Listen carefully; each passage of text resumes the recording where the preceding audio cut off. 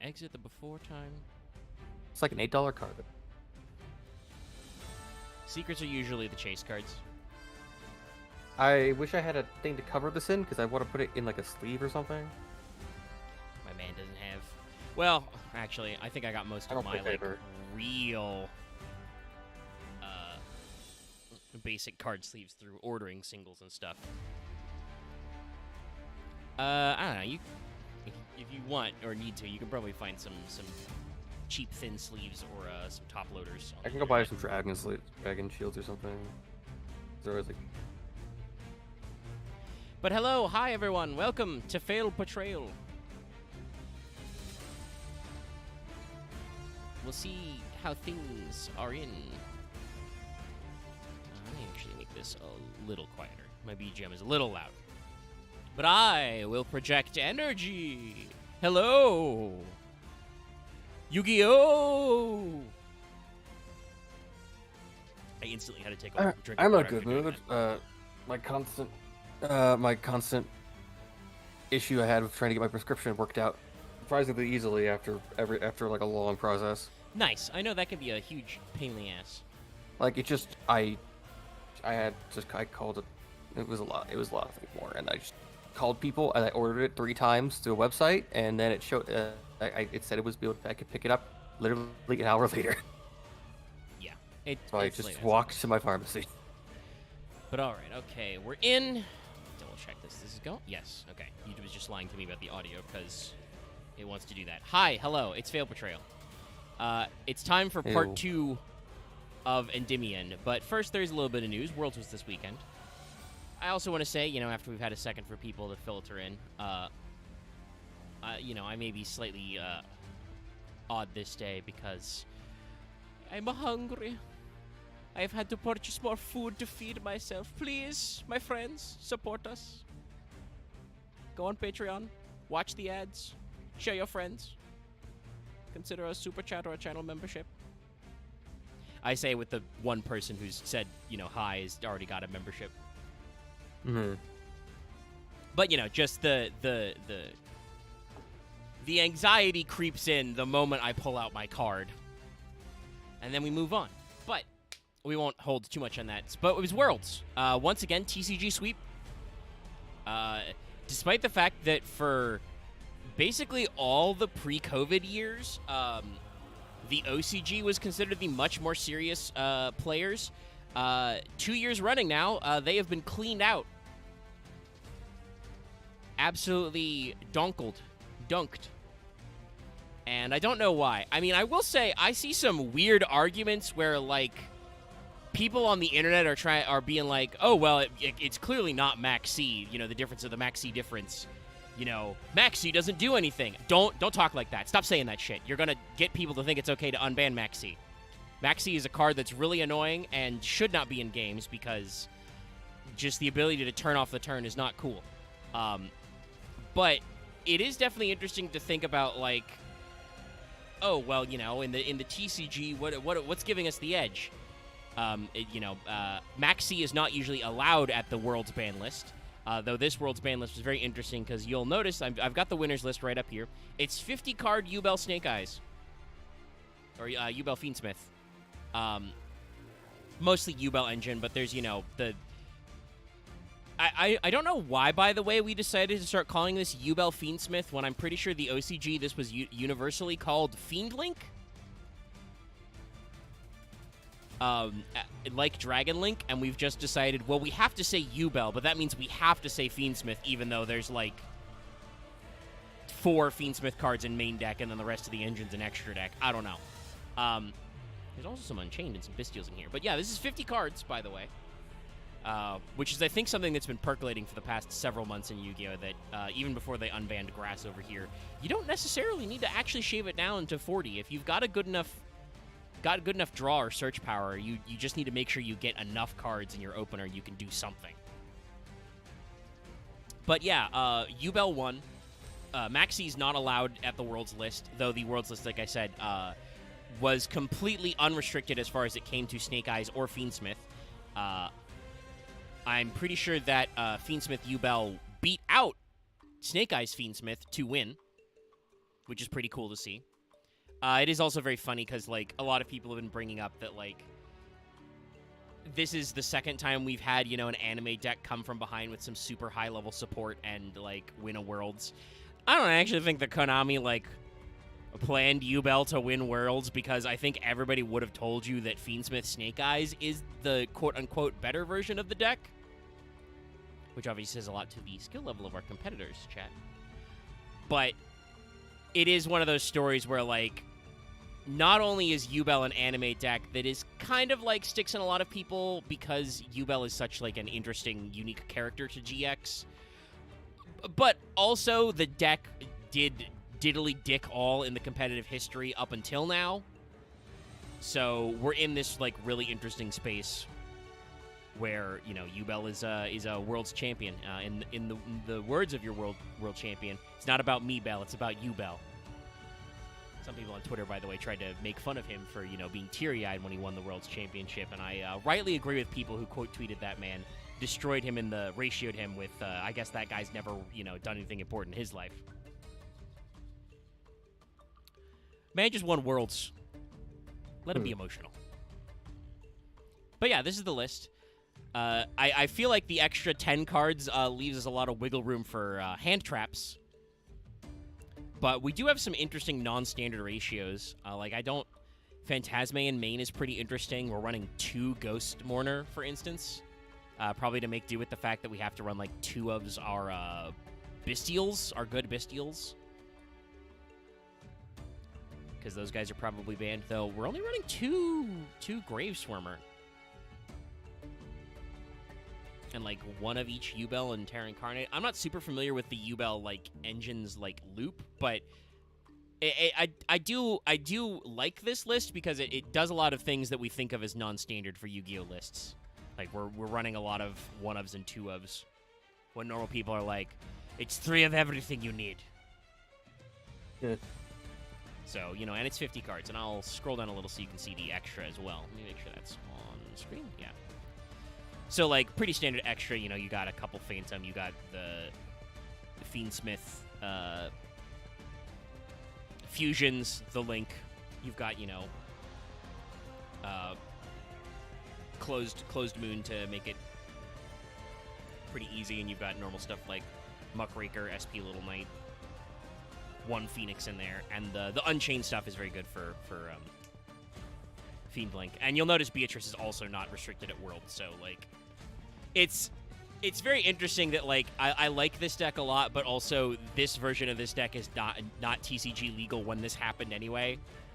Probably some parts of it aren't going to be OCG legal before too long. I think the OCG is going to have their ban list this month. But, you know, arguably a deck spearheaded by an anime archetype, even with some, you know, modern Yu-Gi-Oh support, cranked it up pretty well and won. It's pretty nice. A lot of people I know were thinking that the Blue Eyes structure deck was Retrain was gonna take Blue Eyes to a World, and I guess we'll see next year. But I don't think that stuff came out soon enough to actually matter for this year's Worlds. And also, genuinely, I don't know if it's any good. It's just really annoying. It's really annoying that Blue Eyes have a Link 1 and also now have a rank 8 Ixie. Even though that they were previously a Synchro-only archetype, we've decided to just say, fuck it. You can use all the extra deck types. And while I don't think their rank 8 is very good, it's very annoying. Some people were like, oh man, this is gonna break boards. It's just a 4K guy who's like, maybe you can make as an interrupt to do a field negate, but it's only face-up cards they currently control. It's not like future turn blanking. Like, people are like out here trying to say it's the new Kali Yuga or King Calamity. No, it's the face-up cards when you do the effect that it negates, and it just makes 4K beaters, but it's still like a card that's really annoying. It's like Chaos Max. Chaos Max isn't really a good card. It's just that if your opponent gets to Chaos Max when you don't happen to have anything in your back pocket, you just die because it's a card that does that. But I think you've looked at the list long enough. I would love to utter the curse that, like, Loth is asleep, but knowing him, he's, you know, lost in a bus trunk or something.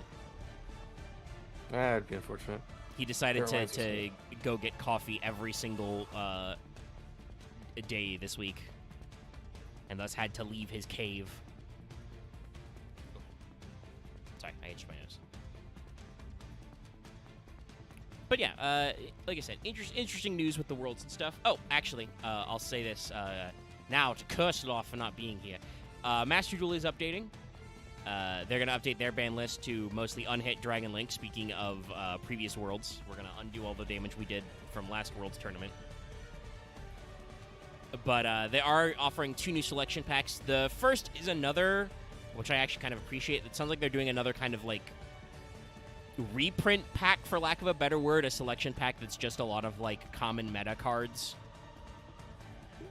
to prep you for upcoming Duelist Cup stuff.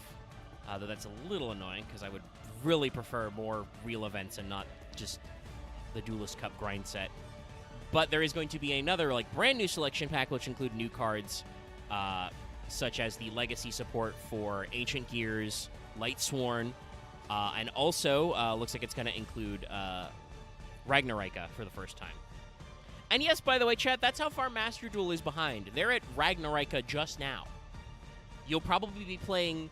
Actually, wait, no. They really fucked it up. You can play Yubel right now. You'll probably be playing Yubel Fiendsmith, like, next January. At the rate they're going. But we're not here to talk about that. We're here to talk about Endymion. Vesper is out, by the way. I mentioned Loft not being here, but Vesper has a real space meeting to get to. Oh, okay, yes. Sorry, I saw it because I tabbed over to the wiki's front page, and it says the release date. The advent of Eyes of Blue is not was not street legal for Worlds. It came out the 7th of this month. So there's no way anybody would have been allowed to play those cards like the weekend before Worlds. Excuse me, computer, thank you. So, Mr. Endymibus. We mentioned before, so the original Endymion came out in the first structure deck, which was Spellcaster's Command, I think was the TCG name for it. And then they do what they usually do. They retrained the deck for what was called Structure Deck Order of Spellcasters. So this is a deck that a lot of people think of as being like Pendulum era. It's not actually. The Order of Spellcasters Structure Deck came out after Structure Deck Soulburner, the Salamangreat structure, which is another like huge impactful deck in the Link era. I think that really put, you know, the S in the toss.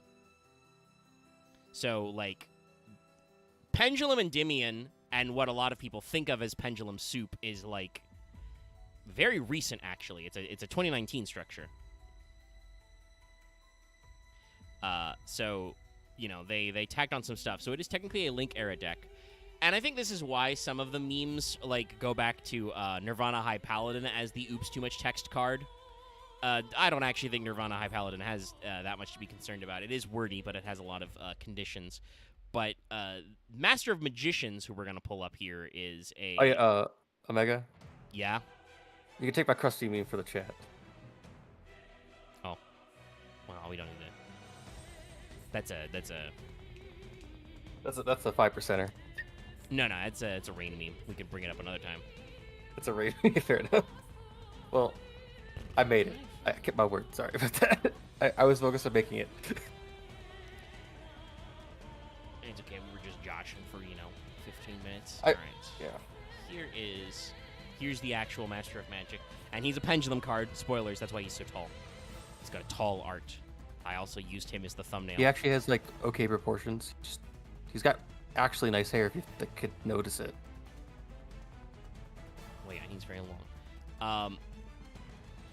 But I could not, because High Paladin is the normal default version of that meme. I could not find an easy version of the you're a grown-ass man, read the damn card with Endymion himself.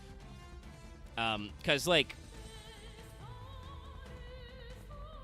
again, people, like, and I honestly, like, I don't want to, like, like I said, I don't like to gatekeep per se, but I do approve of making fun. Oh, why is this image so much bigger? Wikipedia, why is this scan so huge? Let me shrink it down. You can still read it. Also, hey, spoilers for the text on card. But like, when people make memes like show this, retweet this guy to scare a Yugi Boomer, I kind of agree because like, this guy's not even that complex. Yes, he has 2 text boxes. That's it. It's just pendulum monsters have 2 text boxes. It doesn't like actually make him any harder to understand. There are like jokes about how easy it is to follow what Ironically, does. There are card effects, there are game effects I know that are bigger, that have more text than like either things of the text. It's just that how condensed it is, really. There's just no spacing is really a problem.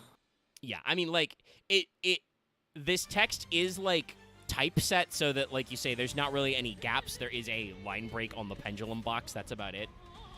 But Because it's pretty straightforward. It's literally special summon, place counters, destroy counters equal to how many you have. Yeah, it's really easy to follow. And let me actually go back and grab, because it's been a week, because there were a lot of cards. Let me actually grab the OG Endymion Master Magician for a comparison as well. Though I will warn you, chat, that is going to be a squarified. He's going to be 4x3. Not exactly, but you know what I mean. I'm joking about him being square. Let me recenter these a little. So, like, honestly, it keeps the same general vibe. He's still got, the circle behind him. He's still got the weird triplicate. He's got double shoulder pauldrons, and then also his cape comes in under the pauldrons to make it look like there's a third pauldron there, I should say. His color scheme is mostly the same, but it seems like somewhere along the way that we decided to go for more of a magenta color for the counters, the power stones, as opposed to the deeper purple, and that also affects like the undercolor of his coat. His stick is also much bigger and is now like suspended by, superconducting electromagnetism or something. But all in all, I think they do a good job. The guy like Mm-hmm. I was playing this, but it just feels like the guy I guess had a had like a fucking tactics game promotion. Yeah, his costume is like slightly fancier. Archmage to Grandmaster or something like that. Well, let me actually double check. Yeah, they just made his title way fancier. So the original is Endymion Master Magician. The Pendulum version is Endymion Mighty Master of Magic. In Japanese, Endymion is Shinsei Madu o Endymion, Endymion the Holy Magical King. And in the OCG, the Pendulum Endymion is Sosei Mado o Endymion, Endymion the Sacred Magical King of Creation. So yeah, no, it's a Fire Emblem promotion, or it's like the extra phase you get, in a serial show like a tokusatsu or something, where just or it's like give him extra verbs. Or it's a Savage Raid bot fight. It's a Savage Raid. Yeah, no, we retitled his trial from the Just normal one to like Savage versions just go crazy sometimes. Minstrel's Ballad, the Sacred Magical King of Creation, that kind of shit. Yeah. Yeah. So like we just fancied up his title a little. I don't know why they couldn't just call him Endymion the Mage King. Yeah, I don't know why they didn't just go like. And then the other version just Endymion the Sacred Mage King. Or like the Sacred King of Mages. Like I can get why they wanted to avoid Holy Magical King. Especially because this was, like in the early levels. But yeah, the Sacred applied in the second. But I guess they wanted to keep the kind of like alliteration. Master of Magic, Mighty, or Master Magician, and then Mighty Master of Magic. But yeah, it's a little odd. But so art-wise, you can tell it's the same guy. They actually, I think the artist took advantage of the fact that this is more of the portrait length to actually like show, his ludicrous boots, which are thigh-high, by the way. I mean, it's like a 14 character. Literally, like it has fucking thigh-high boots and like a tabard and a big. The belt is floating around his waist. This is a set of class gear that is clearly all designed to go together. You're not supposed to mix and match the glams. Oddly enough, it makes me think of a Mon. It makes me think of a Mon set, and how like it's just like kind of like floofy and like. Well, and I think that Endymion is very theatrical. Like we pointed out a little bit, but his mask is much fancier now. For instance, like he's got a full the cross shape is like actually extending off his helmet. He's got even more gold. He's got even bigger horns. And I also noticed he like, has red hair in the first version, and now he has like full white hair. So I guess he's yeah. gone like he's way older, or he's just like, Or it's not even his hair at all. He's just got fucking white hair stuck to his hat. I actually don't know. The red hair is a very weird detail, though admittedly also when we see the earliest Endymion in like Magistus, I think he's got like blue hair, but also he's like got a normal human skin tone, whereas now both of these Endymions are clearly blue. So I don't know. Maybe that changed his hair color twice. Also, good background effects, I should say. They use different colors. Oh, Like yeah, you've for got sure. kind of the blue moonlight, which I think is supposed to be intentional, but we're still using like the god rays and the sparkles. It's very good. I mean, yeah, because in one case it looks like he's like in a building, like he's like with like rays from a window and so on. Like he's at like the top of like he's like in a tower or something. Everyone's like he's at the center of like some kind of like say like creation site or something. Probably in his big tower, Yeah. his big circle tower. But yes, it's a good glow up. And effect-wise, like, the reason why we're doing this guy first, because he's the centerpiece of the deck, this really brings around and kind of, like, solidifies a lot of the strategy of these guys. Because there were a few of these guys that, like I said, were reprintified and scattered over there, though there were a healthy handful of new Endymion cards as well. But this really coalesced this into being something resembling a strategy, and at the tail end of MR4 into the revised Master Rules, like, Endymion was a contender deck. I think it's mostly fallen off because, one, in the TCG, Electromite is banned, and overall, that just doing Spellcaster Pendulum stuff has become a lot easier with specifically Pendulum Magicians and Zark-themed decks, or dedicated other Pendulum strategies. This is still Pendulums plus spell counters, so it flows a little different. But Mighty Master of Magic is a Dark Spellcaster Pendulum. He's still level 7. He's a high scale, one of your high scales, at 8. So that makes sense that his, he can summon himself under his own scale. He is 2,800 attack. And, well, whatchamacallit, 1,700 defense. So, pretty decent stats. We'll read the Pendulum effect first because it's at the top. Also, I should say, he's got the same defense as regular Endymion, but 100 more attack. I don't know why they wanted to go that far. But his Pendulum effect is... you can remove 6 spell counters from your field, special summon this card from the Pendulum Zone. Count the number of cards that you control that have spell counters on them, destroy that many cards on the field. And if you do, remove equal numbers, or place equal numbers on this card to the number destroyed. You can only use this effect once per turn.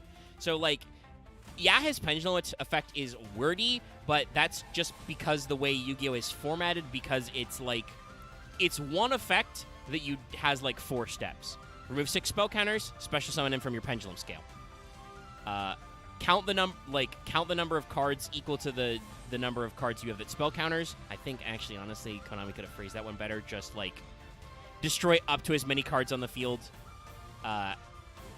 as you control cards that have spell counters, with a parenthetical. If you did that, place spell counters on him equal to the number of cards destroyed.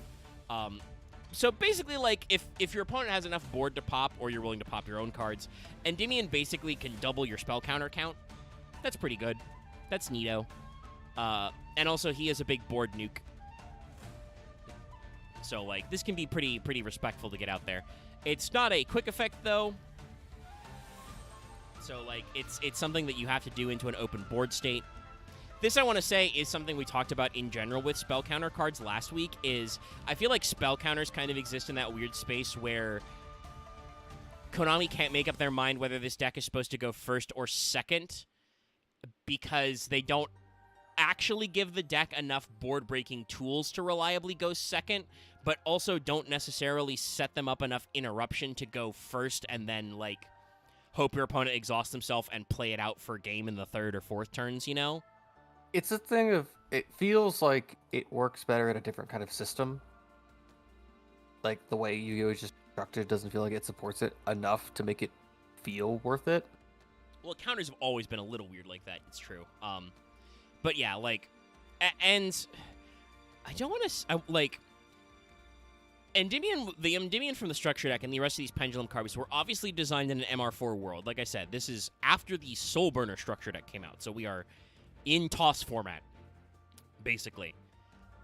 So like they understand, you know, the the link arrows and the way pendulums work from the extra deck and shit.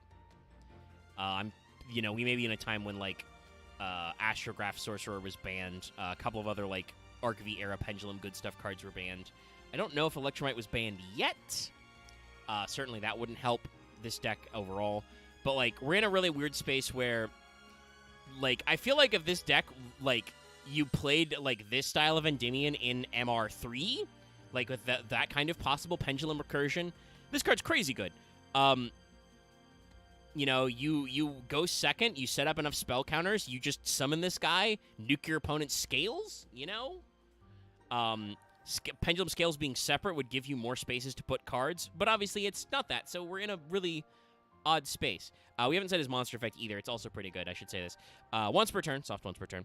When a spell or trap card or effect is activated, quick effect, return one card you control with spell counters to the hand. If you do negate and destroy, put the same number of spell counters that the return card had on this card. While this card has a spell counter, your opponent can't target it with card effects, can't be destroyed by your opponent's card effect.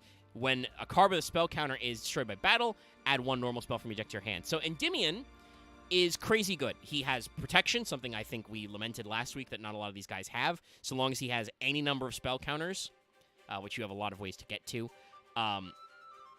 He is untargetable, indestructible, though obviously we live in the Kaiju era.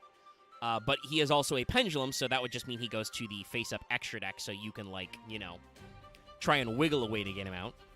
And I really like the way they work both of his effects to place spell counters on himself. They're basically a way to, like, bank counters. Like, he is a conditional spell trap negate, and that condition is to return a card you control with spell counters. And you think to yourself, oh, why would I do that? I have to lose counters then. No, no, no. You put a card back, and you move those counters onto Endymion, giving him extra protection and so on and so forth. And, like, his search effect, if your opponent just runs him over, again, when he goes to extra deck, you can add any normal spell. That's fucking cracked. Like, I'm surprised people haven't really tried.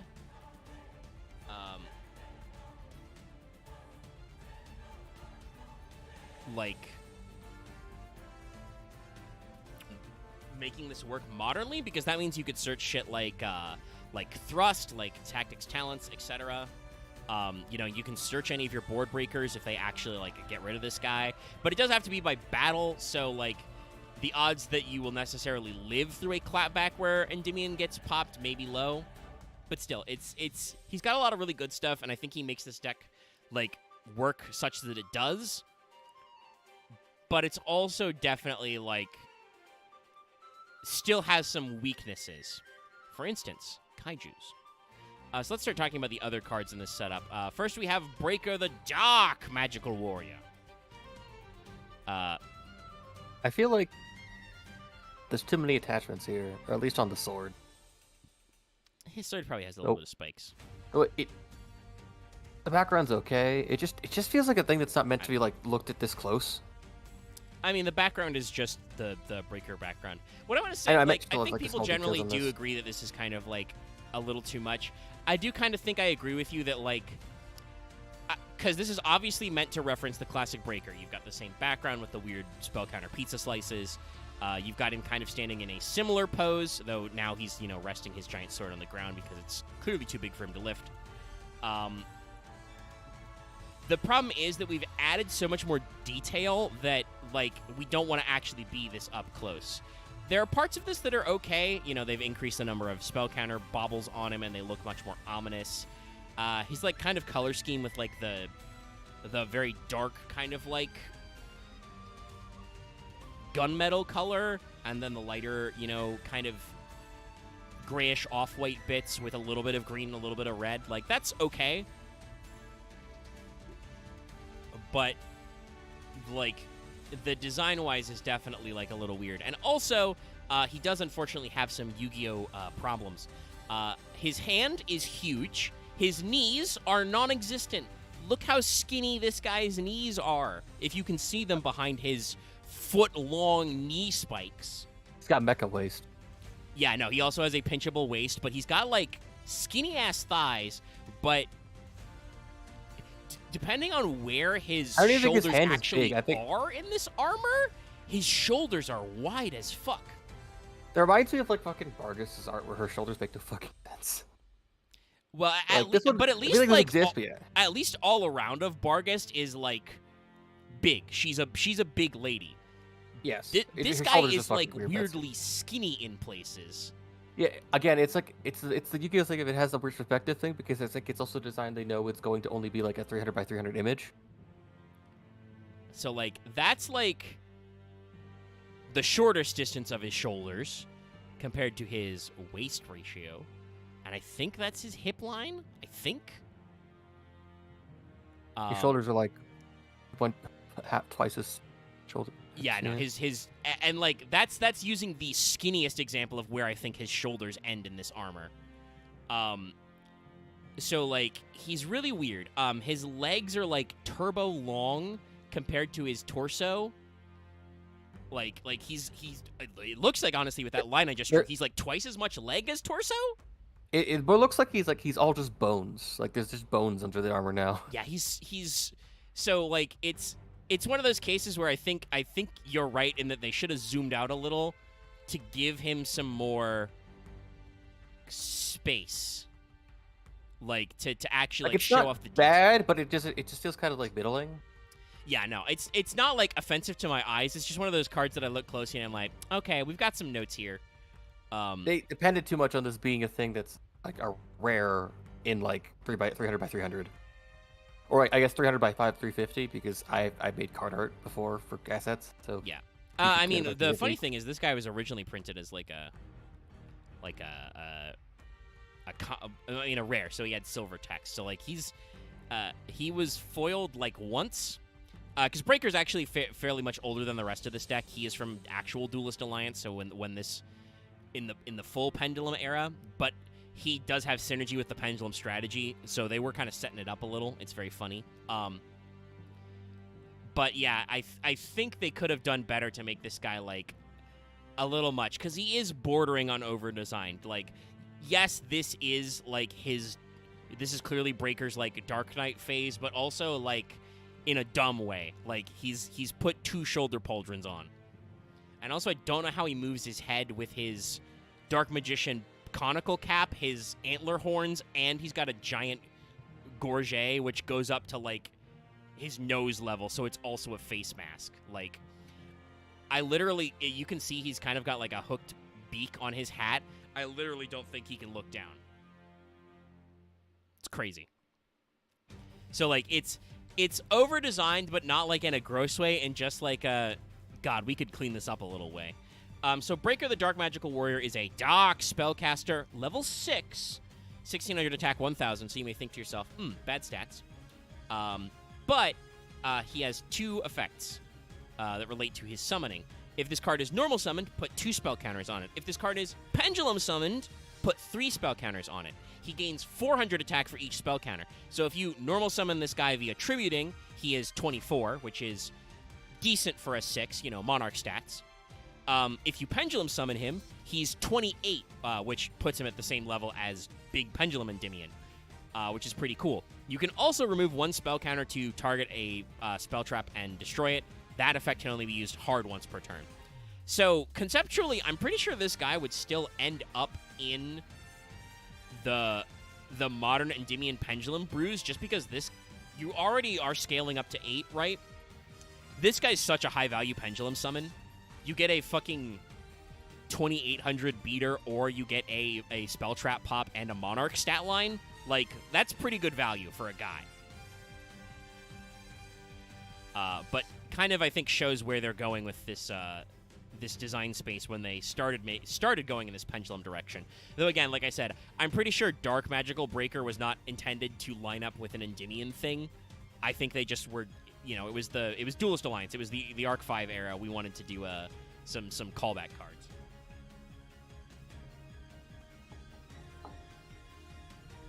Also, yes, I did not acknowledge it yet, but thank you, Martha in chat, talking about Electromite was limit 1 at this time period. So yeah, like the Endymion deck had a lot of gas that wasn't out there. Speaking of another, interesting case where way before the structure deck came out, Konami was setting this up a little still. Oh, let me make sure I'm on selection, not my red pen. So this is kind of continuing our magical blah, blah, blah. I would have said something, but that's literally a card's name. That's our next card, actually. But magical noun. This is Magical Abductor. I don't know why she's called Magical Abductor. That's also just her OCG name. This kind of goes back to cards like... well,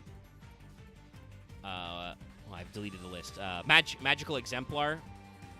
And Future Tempest Magician. Shit like that. It just feels like there's a thing of like there's a constant B plot of she keeps exploring magic and it keeps fucking her up and like darkening her or something like that. Yeah, something like that. So like I get that that's kind of what we're going for, but also like I don't know why she's called Magical Abductor because she's still just a lady. She's a good-looking lady. Like I mean, she's. I think she's like learned a bit more. I think she learned black magic against her will, but here we are. But she's got her, her. She's no longer wearing her wrist chains, and it almost looks like she's got a key ring on. She's got more power stones. I do like the color scheme of her outfit, her like red, the which kind means of I think mint they were green. corrupted. I don't know, cause like Endymions are also kind of more maroonish, like but Dark Magical Breaker was purple. I don't actually know if the colors mean anything. I do like the splash of red, like in her sleeves, and then kind of the black and like turquoise or minty green color. It's very good. I think her proportions are also a little off, but again, I think this is because this card came out in like Clash of Rebellions, very early Pendulum era. I think Konami artists were just getting used to drawing these cards with like the extended art and then covering them up with the Pendulum text box anyway, I get you. So, like, I think that's why her dress looks so long, because I think the artists were like, they'll cover it up anyway. Doesn't matter. But, like, it's an okay art. It's just, like, why is she Magical Abductor? I don't know. Anyway, talking about our Captain Planet effects. Magical Abductor is a Earth spellcaster, level 4. She's Pendulum Scale 3.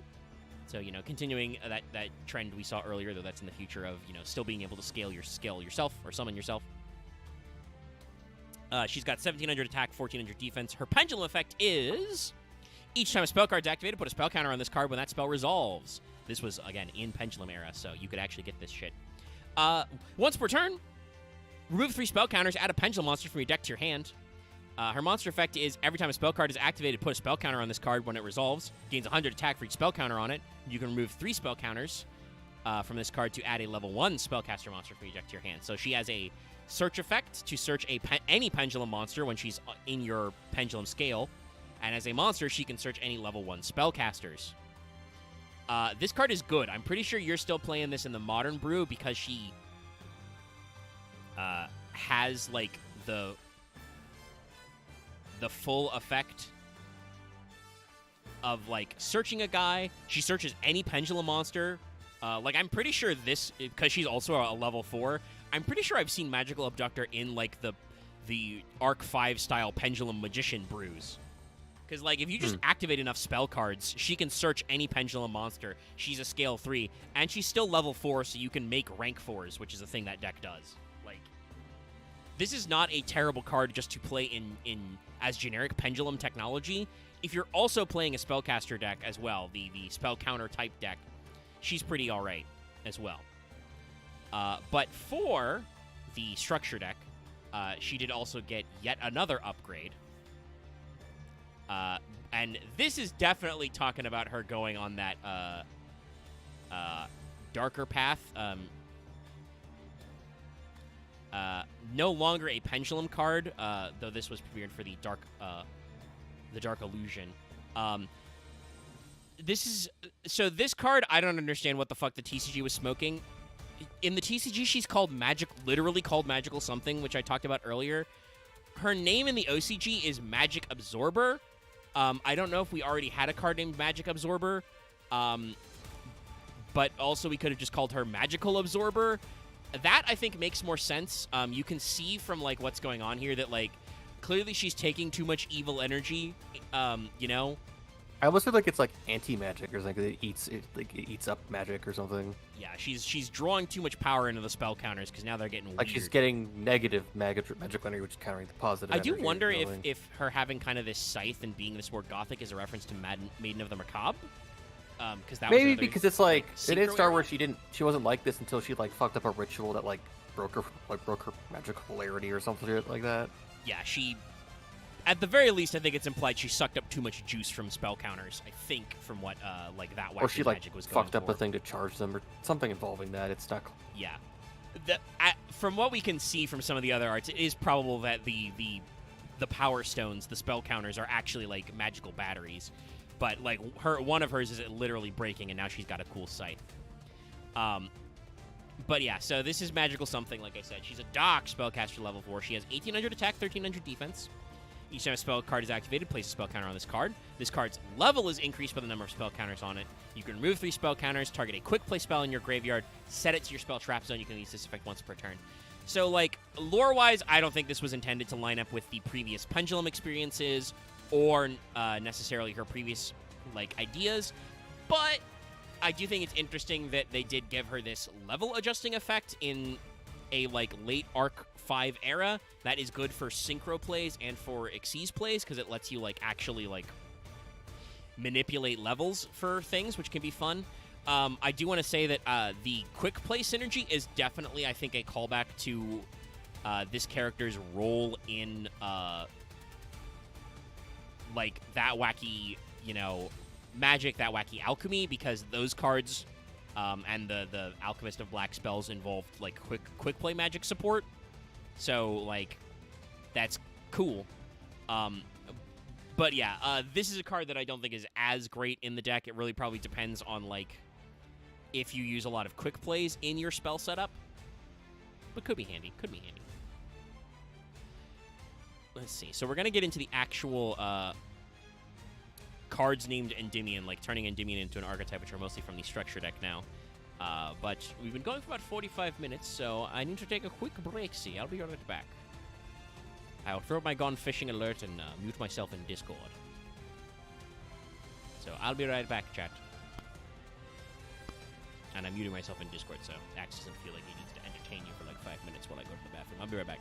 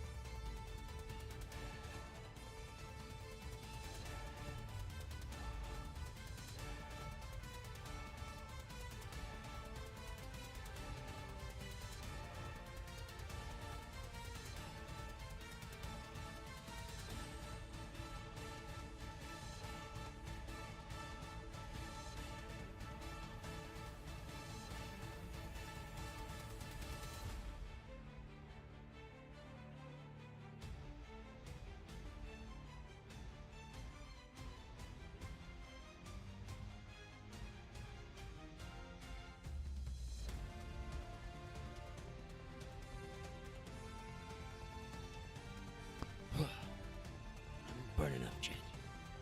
Not actually, but it's hot. Oh. Oh, okay.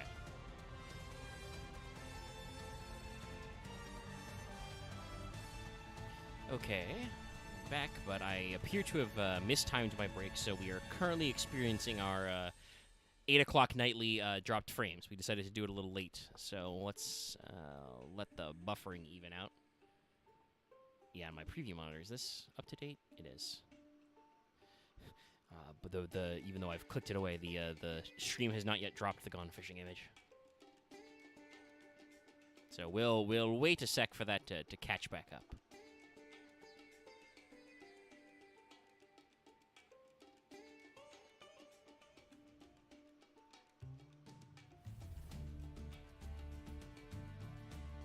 Okay, OBS is starting to green light again, so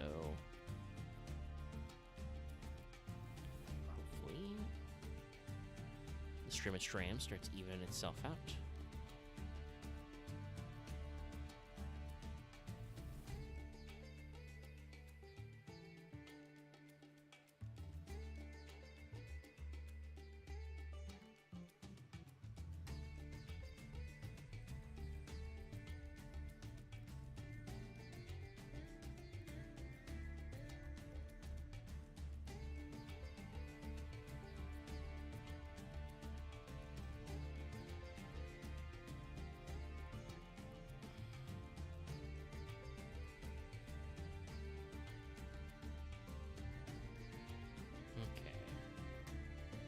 YouTube's still saying poor. I'm hoping this will feed through.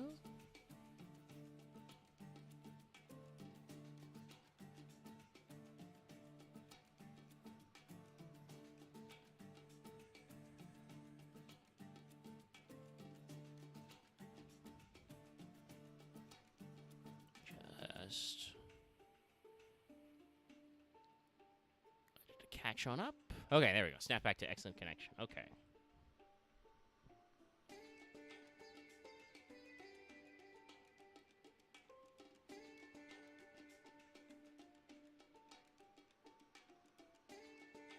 Good. Excellent. All right, that means we can move on to our next card. Cool.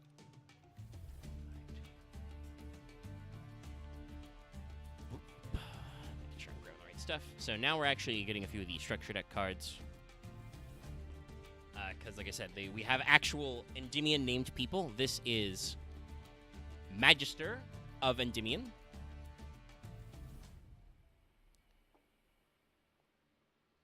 And that is just his name. He is a guy.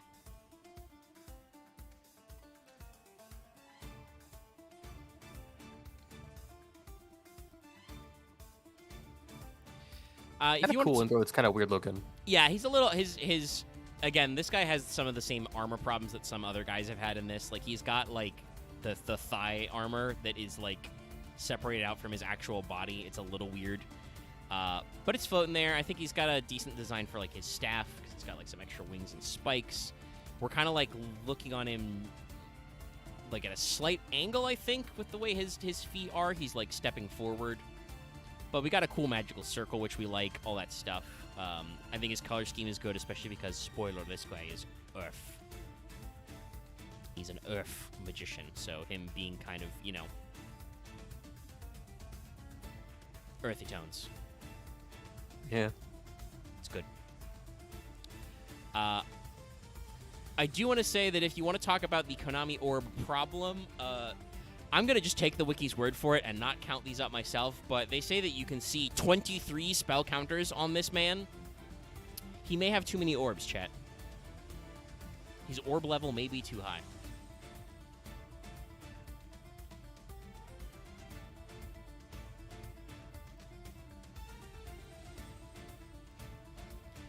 But Magister is a pretty normal guy. He's a level 3 spellcaster. He is a high scale, though. He's an 8 scale. He's Earth, like I said. He's got 1,500 attack and 900 defense. His pendulum effect is just put a spell counter on every time a card revolves. You can remove 3, special summon him from your pendulum zone. And one face-up monster from your extra deck you can put a spell counter on if you do place one spell counter on each. So this guy actually summons a guy from your face-up extra deck. Though obviously, since this is an MR4, and even to this day, they would have to go in your EMZ or a zone a pendulum link monster points to. But still, a guy who can remove 3 to summon himself out of the zone and also summon back a guy after you've probably linked them off. Pretty solid. Interesting, his monster effect comes with a condition. You can only special summon Magister of Endymion once per turn. Though it does pluralize it, so you can special summon multiple at once via pendulum summoning. When this card declares an attack, you can put a spell counter on it. Once per opponent's turn, quick effect, remove 3 spell counters. Special summon a monster from your deck, you can put a spell counter on. If this card in the monster zone is destroyed, place this card in your pendulum zone. Then place the same number of spell counters on it that it had as a monster. So I don't know why it has the effect to put a spell counter on it when it declares an attack. Considering his stat line is pretty bad and he doesn't attack modulate, but otherwise his effects, I guess it's to give him a way to get spell counters when he's a monster because he doesn't have the activated spell card effect. But like, I think that his way to like slip himself back into your pen zone and then stack his counters on is also pretty good. Like this card's a solid attempt to make this strategy kind of unified and work out. I don't think it's the greatest move, but he's got, you know, potential. Oh, I'm going to be very interested in what year this card came out. Sorry, I'm looking at a guy. Okay, so this was not in the structure deck, but was around that kind of time. We got another weird guy who's not in the structure deck, but is from that time period. So this guy, this nerd, his name in the TCG is Magistric Maginician. His name in the OCG is Magistry Ritualist.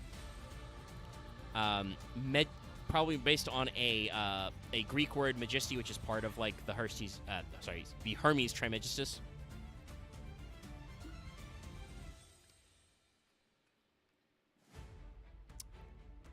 So hold on, sorry, I'm like blinking my eyes. I'm trying to read here. The wiki's trying to tell me that Maginician is a combination of imagination and magician.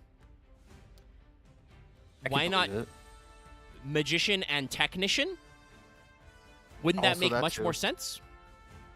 Both work. I mean, I don't like the portmanteau of imagination and magician for Maginician. Magination?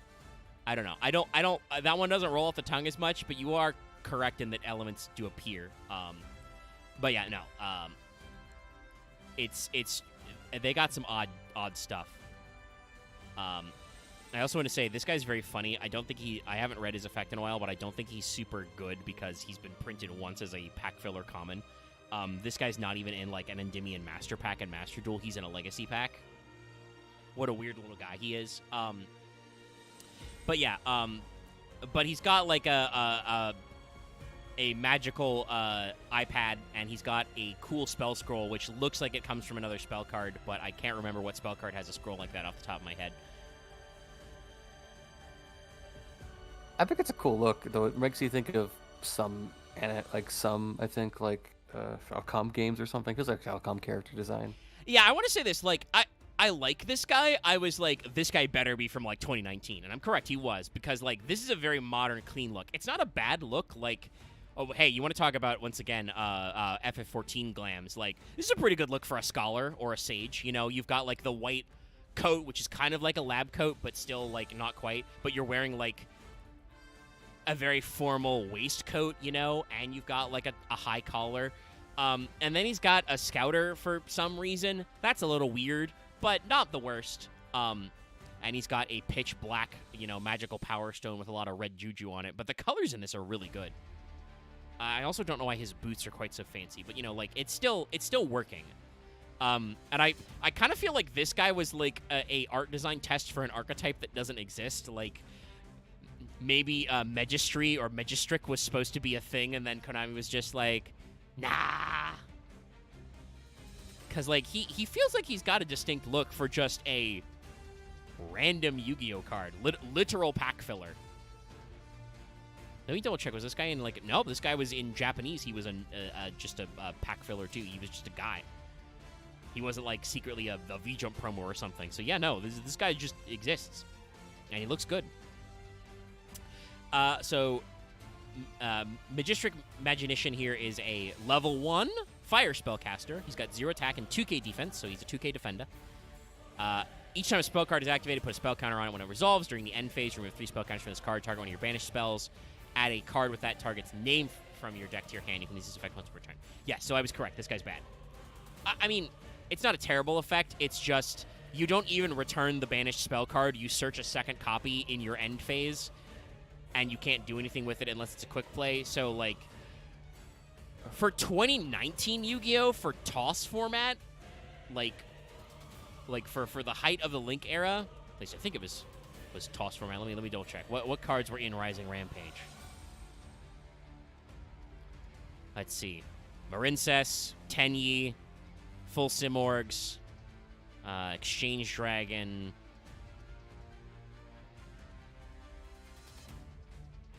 Ooh, Capshell.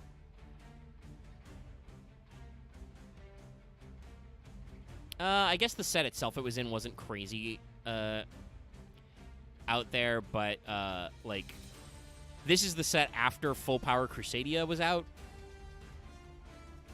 Like the previous core set had Avermax, you know, so like I definitely feel like this guy's a little too slow, you know.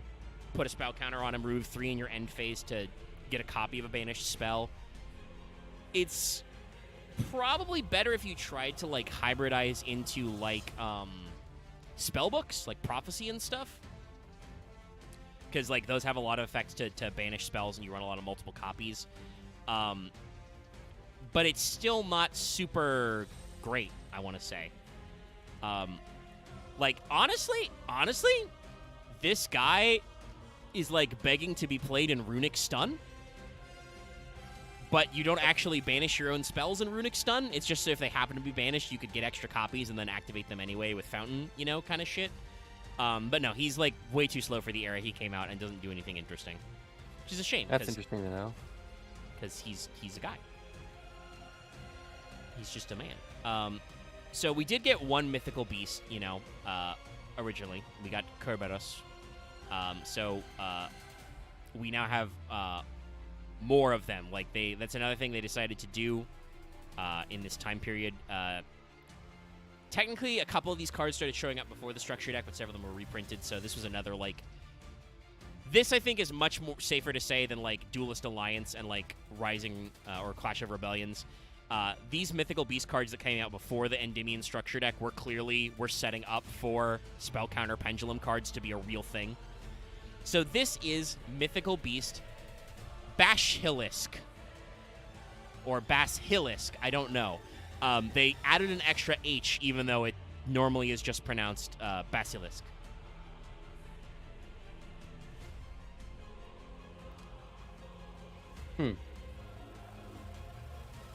But we're doing the thing that you see in a lot of these cards, which is much like with Cerberus, the kind of like doubled up body where I think the idea is Jackal King like fuses with these guys. So that's why he's got like a second snake mouth and like a lizard body, but his head is on top. It's weird. It's weird choice. Yeah, it's very specific. Like it's fairly unique, I should say. Also, sorry, it's very funny. All these mythical beasts are also spellcasters. That's just, you know, it's a thing we do with the mythical beasts because they're magic beasts in the OCG is their like archetype name. But the part where I kind of had to stop myself, the funny part was he's light. He's a light spellcaster, sure. This, I think, one shows some cases where I think we lost the design language a little. This guy is a level 4 who's also Pendulum Scale 4. Not great. Not a good look. 4, I think, is a pretty awkward number for Pendulum Scales anyway, unless your archetype is all, like, 5 and ups, you know? But it's a little odd, because I feel like a lot of other guys have either been high scales, or when they're low scales, they're, like, one below their own level. He does have 1,800 attack and 500 defense, so he's got, like, an okay attack stat for a level 4. His pendulum effect is if you have no other card in your pendulum zone, you can destroy this card, shuffle a face-up spellcaster pendulum monster from your extra deck into your main deck, except Basilisk, then draw 1. You can only use this effect once per turn. So he's just kind of like a bootleg, like, Guitar Turtle or other, you know, Perform Pal Odd Eyes engine. Shuffle back your spellcaster pendulums. His monster effect is if a spell card is activated, you can put a spell counter on him. You can remove 3 spell counters to return 1 mythical beast from your pendulum zone or face up extra deck to your hand. You can only use this effect once per turn. I don't think Basilisk makes it in a lot of modern decks. His pendulum scale is not super good at 4. You know, you have several 3s in this deck and 4s. Excellent. So, you know, you'd want to spread out a little lower, but also you have some high-end guys, so you don't want this to be like your high scale. His pendulum effect to recycle a guy and draw 1 is okay, but, like, there are link monsters that do that a little better, you know, and give you options, and it's just draw 1. And the fact that he doesn't get to keep his, like, spell counters as a pendulum card, I think hurts him. So, like, definitely you can see that while Konami was trying to make this a strat, Basilisk is not quite, like, operating on the same level as the rest of these guys. Mm-hmm.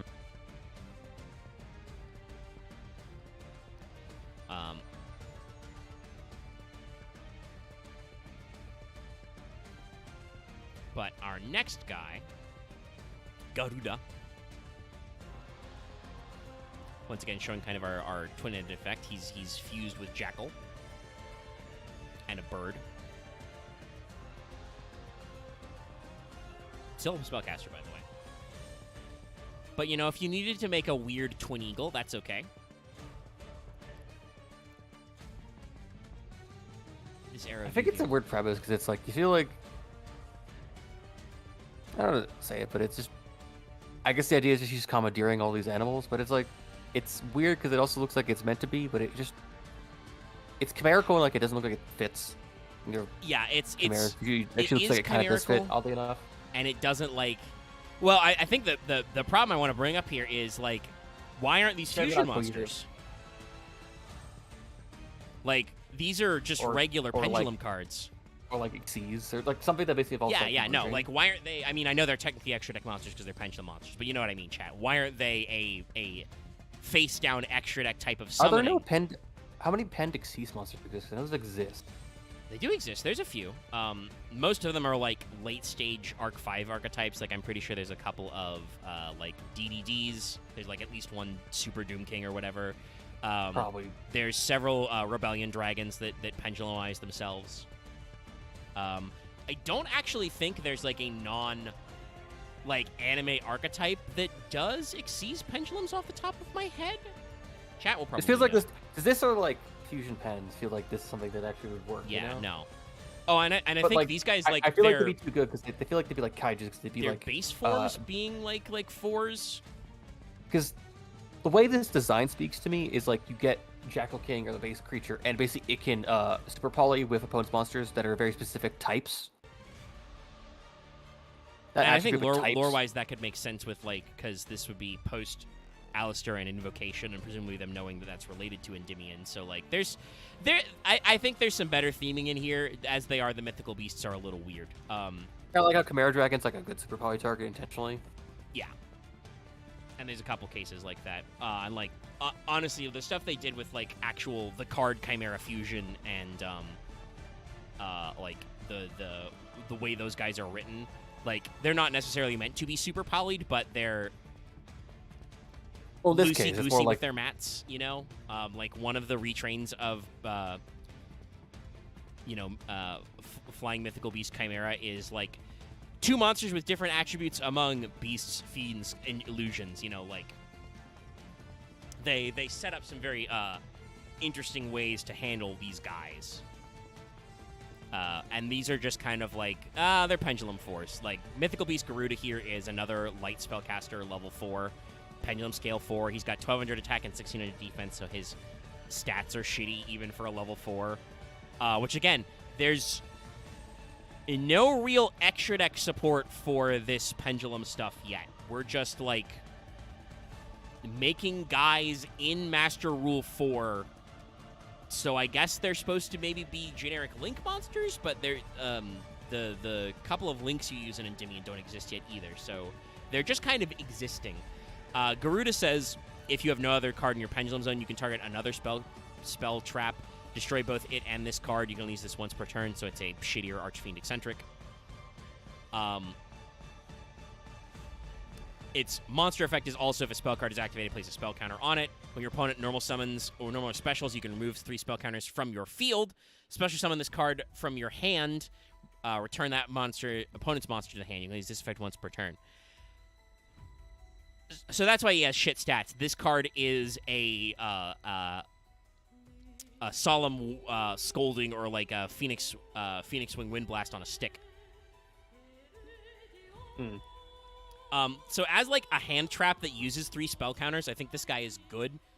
Literally, your opponent normal summons, and you just are like, cool, remove 3 spell counters, bounce. It's giving them some more of the interaction, the control elements I talked about this deck lacking. I hate all the other parts of this guy. Like, his pendulum scale and effect are kind of middling. There are way better ways to just pop spell traps in this. And, like, they gave it a monster effect to store spell counters just cuz, but his pendulum effect doesn't store spell counters. Like I said, I feel like Konami is still trying to, like, figure out what they're doing with this spell counter pendulum strategy, and a lot of the cards are very weird for it.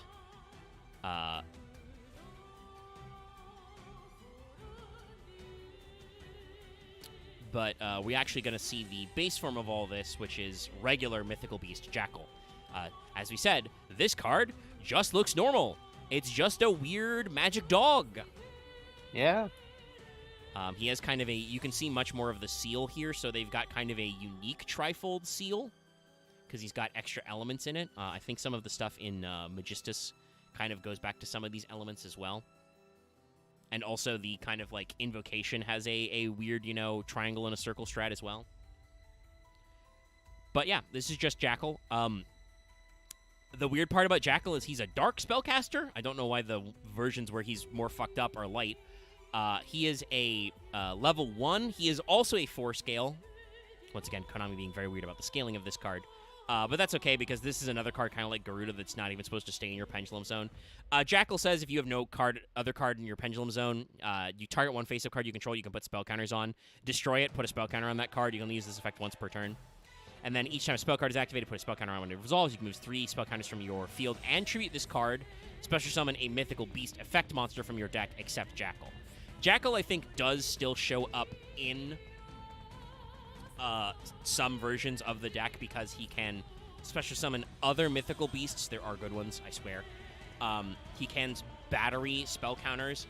And also his ability, if you want to just use his pen scale, is just he's... Actually, this is a good question. I never got a clarification on this. Sadly, Vesper is out. When you scale a Pendulum Scale card, that's activating a spell card, right? I think so. Because it goes in your spell trap zone. I think that's how that works. So, like, this guy basically is extra advantage when it comes to spell counters. So, like, if you don't have any good plays in your spell zone, you put him out there, and he's a level 1, so like it's gonna be rare that you pendulum him back, but possible. He is a level 1, so he's a 1-for-1 target. Like, this is decent, and also it was Magical Abductor has the ability her ability to search level 1 spellcasters, and also pendulum spellcasters. Like, so I think he's got some synergy. Definitely not the greatest. I think it's his upgraded form that is one of the good ones, though.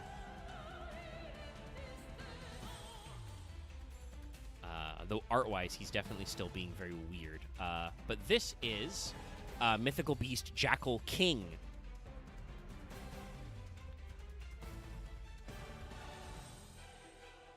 So he's got some Ghost Dog tentacles. And he's got some more magical armor. Also, his tail is really long. But, like, other than that, he's still pretty normal-ish. Magic dog. Dog of magic. I like that we use the extra space to, like, not necessarily add too much to the image, but give him a spooky shadow. That's neat.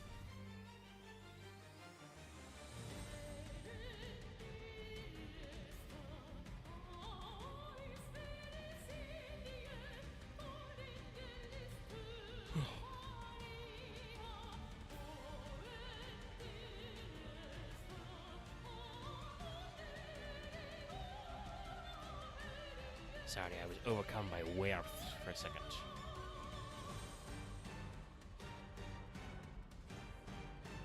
It's cool looking, but it just... in the shadow thing to a pool, it doesn't... Like, I think it's cool, but it just feels like it doesn't feel right. I don't know. Just doesn't yeah, I think he's supposed to be a little off-putting, but it's still like a thing where just like, I don't... These guys, like, considering Mythical Beast Kerberos already exists, like, these guys just kind of, like, come out of nowhere, and I don't necessarily get their design philosophy. The artists are just kind of spitballing. Jackal King also came out in Extreme Force, so like I said, these guys are a little bit of a prelude to the structure deck still. Jackal King is a dark, level 6 spellcaster. Still got that pen scale 4 problem. 2400 attack, though, 1400 defense, so, like, decent stats for a 6, you know. Kind of on par with, like, Dark Breaker. If you have no other card in your Pendulum Zone, destroy this card, special summon a Mythical Beast Pendulum Monster from your extra deck except Jackal. You can only use this effect once per turn. That's a decent effect.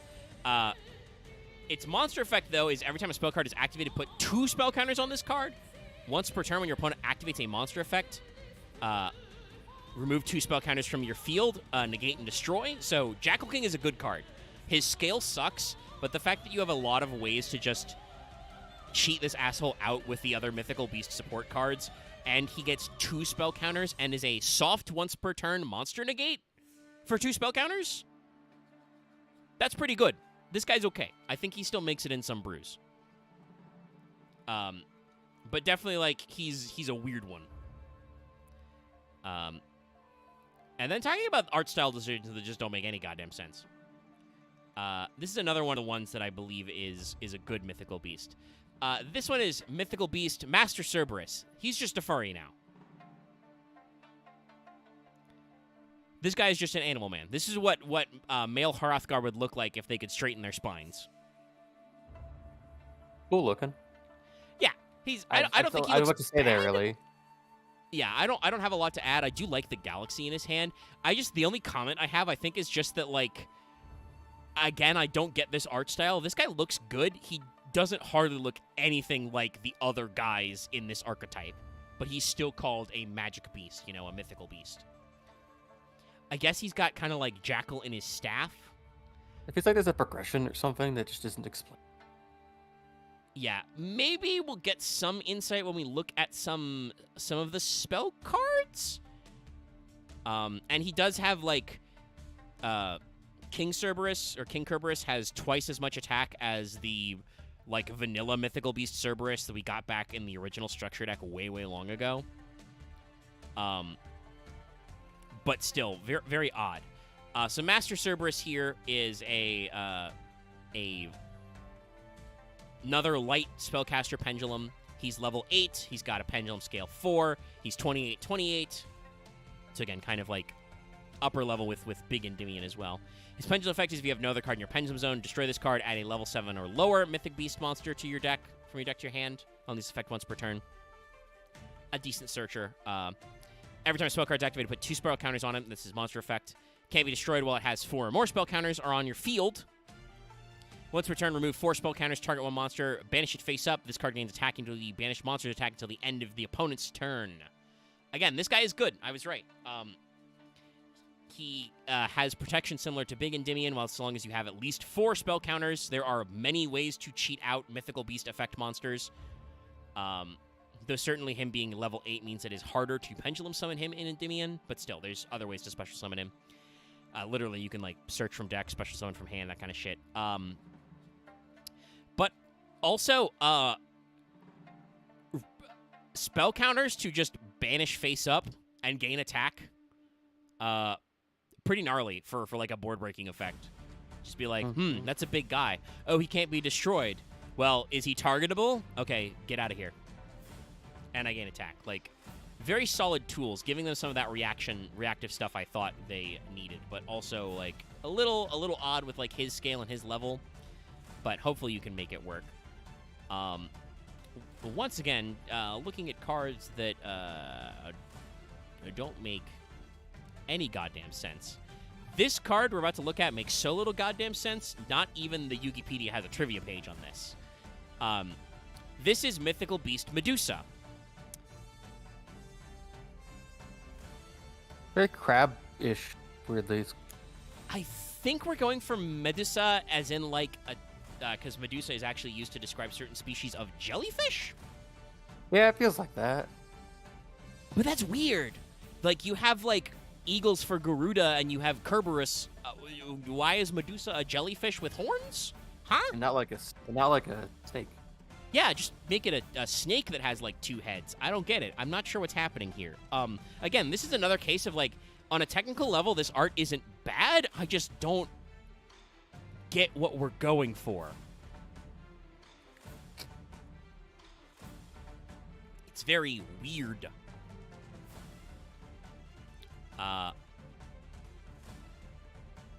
But certainly, you know, it exists. It's another. Also, this is another thing. Why the fuck is Jackal dark and this guy is light? This is a light spellcaster. I guess they wanted to keep the mythical beasts to light and dark, but I don't get why this one's not like water. Level 4, pendulum scale 4, 15/15. Once again, the Konami's also really killing you with the stats. Its pendulum effect is if you have another card in your pendulum zone, target a monster in your graveyard that you can place a spell counter on, destroy it and special summon that. If you do, put a spell counter on it. A decent effect, you know, for a card that is also a monster, you know, becoming a reborn effect. Could be decent.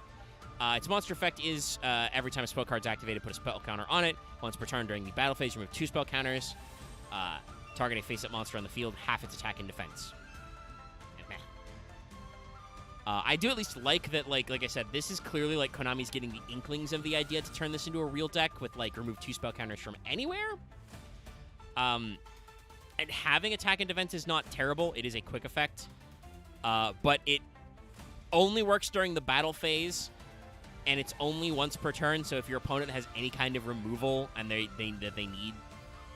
need that battle phase, they're just gonna get rid of Medusa. And like I think that like having all these guys in your deck is gonna clog your deck, so you're not gonna run them. And like all these mythical beasts are released kind of at the same time.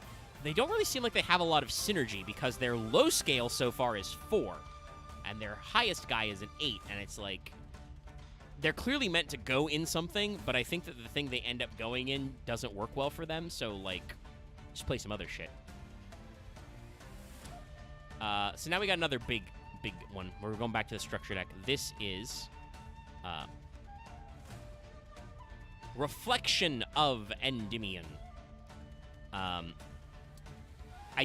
This is another case where they did a translation, and I don't know why. I guess it's to avoid maybe confusion with Prophecy, but her name in the OCG is Empress of Endymion?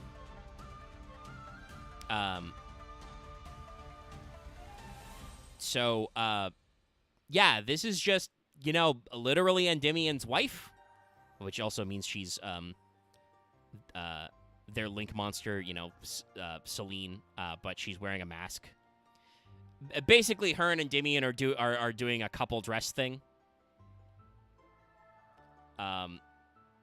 But yeah, like costume-wise, yeah, it's Endymion. I think kind of going for the gold and yellow spell counters. I get why they do it because of the moon, but like also with all the white and gold and silver, it's a little like hurts my eyes a little. A little too much brightness. I think it's really cool, but yeah, it could be a bit much. But I think it's actually one of the nicer pieces we've seen so far today. I mean, no, I do think compared to the Mythical Beast, this is great. I think that like that's my only complaint is that the possibly glowing yellow on white on gold is a little bright. But, like, she is supposed to be radiantly light. We've got those extra sparkles. And I do really like this, like, iridescent aurora effect for, like, the skirt she's got on, Her legs are a little noodly, but she's got, like, a long dress front. So it's harder to tell what's going on there anyway. And it'll be covered up by pendulum boxes. So, like, no. As, like, this lady is literally Endymion's girlfriend doing, a mirror of his outfit. It works. I like it. She's got kind of a cool, like, Vajra-looking staff and, like, a lantern. So, like, we're doing a few things. So Reflection is a level 7 light spellcaster pendulum. She is a low scale because Endymion was the high scale, so she is scale 2. She has 1850 attack and 2700 defense. I'm not sure if that's a specific reference to anything. Other than that, her Link version is also 1850 attack. So, like, I guess the main deck version of her keeps the same attack stat. The defense stat being, like, the inverse of classic Endymion works. Her pendulum effect is, every time a spell card is activated, put a spell counter on this card, remove 3 spell counters from this card, special summon this card from your pendulum zone, and a monster from your hand that you can put a spell counter on, put a spell counter on each. Good effect. Monster effect, you can only special summon Reflections of Endymion once per turn. If this card's special summon, target a card your opponent controls, and a card you control with a spell counter, except this card. Return that card and your opponent's card to the hand. Place the same number of spell counters on this card that the return card had. So yes, return them both, put spell counters. When this card with the spell counter is destroyed by battle, add Endymion card from your deck to your hand. No, solid. Decent interruption. When special summoned, you get to like move your guys around, recycle stuff, put spell counters on her, and her pendulum effect to get extra guys out of your hand separately from needing to pendulum summon. Very solid, very good card. The fact that her and Endymion are both 7s also does work out with like certain Xyz plays, because there is the kind of Ebon Magician and some other rank 4 stuff going on.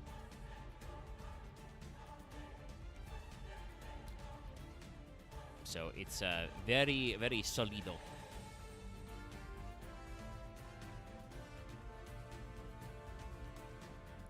I guess it is trivia, but I'm a little disappointed that the Yu-Gi-Oh! Trivia pages for a lot of these cards just let me count how many spell counters are on them. So this is Rogue of Endymion. Endymion's got a whole adventuring party working for him in the Endymion tower crawling video game that we'll never get. I think it would be pretty cool as an idea. Oh, no, I think it would be rad. I feel like Endymion would be like a DLC place to like a game. I mean, I kind of feel like the way like Tower zone? of Babel and the Tower work, like these guys being like Endymion being the king that sends you out, like it works. Anyway, The fucking magic craft, like the why am I blanking on their names? Rogue is very red. Yeah, there's a witchcraft. The witchcrafters in the town. I feel so like the support witchcrafters town would to be go like buy stuff. would be like the town you go to get stuff. No, I think it would work. There's even a history of magical accidents with Endymion. Anyway, Rogue is very red, which I don't mind. I do kind of mind these dagger designs. We're trying really hard to turn Endymion-style staffs into knives, and it's just like, you're not going to cut or stab shit with these knives.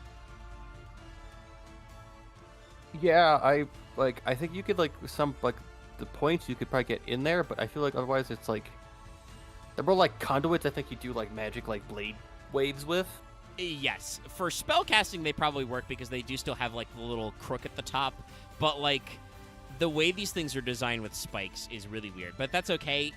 Clearly, what Rogue does, yes, has a cool mask. I assume that's why we don't know if Rogue is another character because I feel like they probably should be, but they're masked, so we don't know. Also, this, because you've made my brain think about this. The tragic secret backstory you discover in the Tower Dungeon is the Magista storyline. And it's just one of the bosses is just Basement Crowley in his tube. Not even Crowley, but I think it's like the Djinn, and then maybe even like the guy that the ghost, I think the remnants, the guy that died. I probably forget blanking on his name, like Zora, I think. Yeah, I mean, well, we say Zora died. He also became a magical dragon man, so I don't know if he's dead, but yeah. He's probably just stuck in. I feel like he'd be the guy that's stuck in the basement of like the tower. I mean, this is also true, but also we know from Crowley the First Prophet Seer, Alistair literally gets put in a tube and is in somebody's basement. Fair. But no, what I was going to say before also with these kind of like weird 3D star, sparkles, clearly that's what Rogue actually uses to stab you with. Yes, hello, love. I thought it was just the sparkles from the clearly magical girl transformation into putting on the outfit. That's who. Also, love, I hope you enjoyed the meme I made you. I don't know if you've seen Oh, it you yet. made that. I was just... Well, I've got the image right here. I'll copy it and share it in the secret tabletop because... It's already there. Oh, it's already there? Let me Cross scroll. screen I made for Yep, you. there it is. Anyway, But no, sorry, so I joined in as you guys was talking about like stabbing the knives. I feel like this guy would do the thing of stab knife in, channel spell through knife into person, destroy person. Probably Yeah, because you're like I said, you're not getting those knives very deep. no, I think you just need it in there to like conduit it. So Rogue of Endymion is a fire spellcaster, level 3, 1500 attack, 200 defense. They are a 200 defense fire monster. It's very funny. Not that you would play this in a rekindling deck, but it's out there. Rogue says if they're normal or special, to put a spell counter on it. Remove one spell counter from this card, discard a spell counter. Set a continuous spell directly from your deck, but for the rest of this turn, you can't activate it or cards or the effects of cards with its name. You can use each effect once per turn. I think back in the day, Rogue had some potential, but the fact that it sets a continuous spell that you then can't activate is way too slow. Even if it is like send a spell counter, but it's also discard a spellcaster monster. But being a level 3 fire, like there's probably room for this card in your deck somewhere.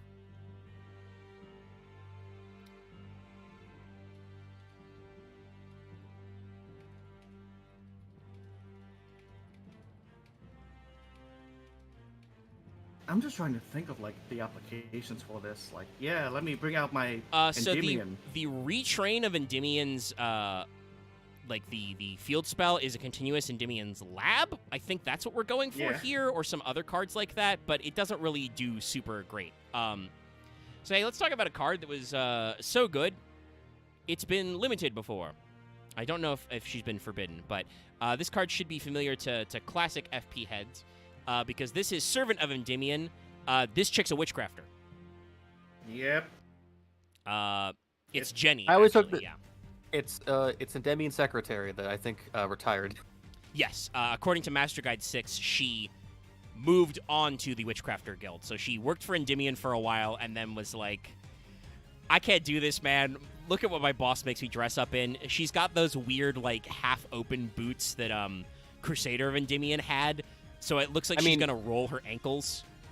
Listen, everyone wears something like that and then wears the magical leg covers that hover around your legs for some reason because they're they're magically magnetized to your hip area. That she's got. She's wearing what looks like stocking and garter belt under there, but also this she's not chafing. This has got the weird hover armor shit, and like I said, I don't like the half open boots, even if they are like magically locked to your legs. That's just like. What happens if you drop you're going to drop a spell counter. I was going to say drop a Cheeto, but you drop a spell counter and it accidentally falls in your boot. How are you going to get it out of there? I mean, it looks like they're magically, like, I feel like it's like a magical magnetism kind of field. Yeah, no, like, I brought this up last time. I think they are, like, magically synced to your limbs, so, like, they don't fall off, but still, like, those are open. Does the magical barrier prevent, like, rain getting in your shoes? Also, I don't know. What are the? Wait, no. I think the magic circles and around her arms are sort of like for like the side covers on her body. Yeah, because she's cross-armed, so you can't quite tell. But I think she has like shoulder or upper arm armor that's hovering. I like to think of like she has basically like death knell bells, but they're like also have like they have the magic hook to them. Yeah.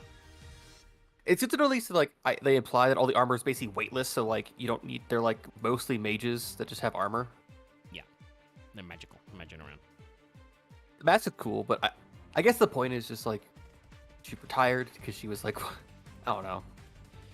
But Servant is one of our wins. She's a level 3 wind spellcaster. She's a Pendulum Scale 2, another low scale here. She's got 900 attack, 1500 defense. Her pendulum effect is... go ahead. Has the color of each of the actually of the spell counters reflected their attribute? I believe so, yes. Like, they're part of the color So I guess scheme. that's the type of magic they have then. Makes sense. Yeah. Servant's pendulum effect is each time a spell card is activated, put a spell counter on it, on this card. You can move 3 spell counters, special summon this card from your pendulum zone, and a monster from your deck with 1,000 or more attack, and that's or more attack that you can put a spell counter on. If you do, put 1 spell counter on each. Hey, guess what? That's 1,000 or more attack. This is a really great way to cheat out Endymion. I'm pretty sure that's why this card was limited 1. Her monster effect is you can only special summon her once per turn. If she has a spell counter, she can attack directly, so that's very funny for time effects. Once per opponent's turn, quick effect, discard 1 card, put a spell counter on each monster you control. It can put a spell counter on. If this card in the monster zone is destroyed, put it in your pendulum zone, put the same number of spell counters on it. This is just another great aspect of the Endymion Pendulum engine. And, like, honestly, at a scale 2, like, Loth, you're lucky you missed all of our mythical beasts. Those guys are all like level 4 monsters and up that are pendulum scale 4. Yeah, they're a little not good. But like those guys can't really be teched into anything. Servant you can tech into lots of pendulum decks because she's a level 2 or a level 3 spellcaster that's pendulum scale 2, and so long as you give her something to trigger off of, she can work her spell counter magic. But also as a monster, if she's destroyed, which there are lots of pendulum cards that like to destroy themselves, she just goes back to your pen zone. So like, I think she's just a good engine piece. Question. Yes. I forget. Is like Endymion's like domain like a full like mage academy, or is it more just like a mage castle?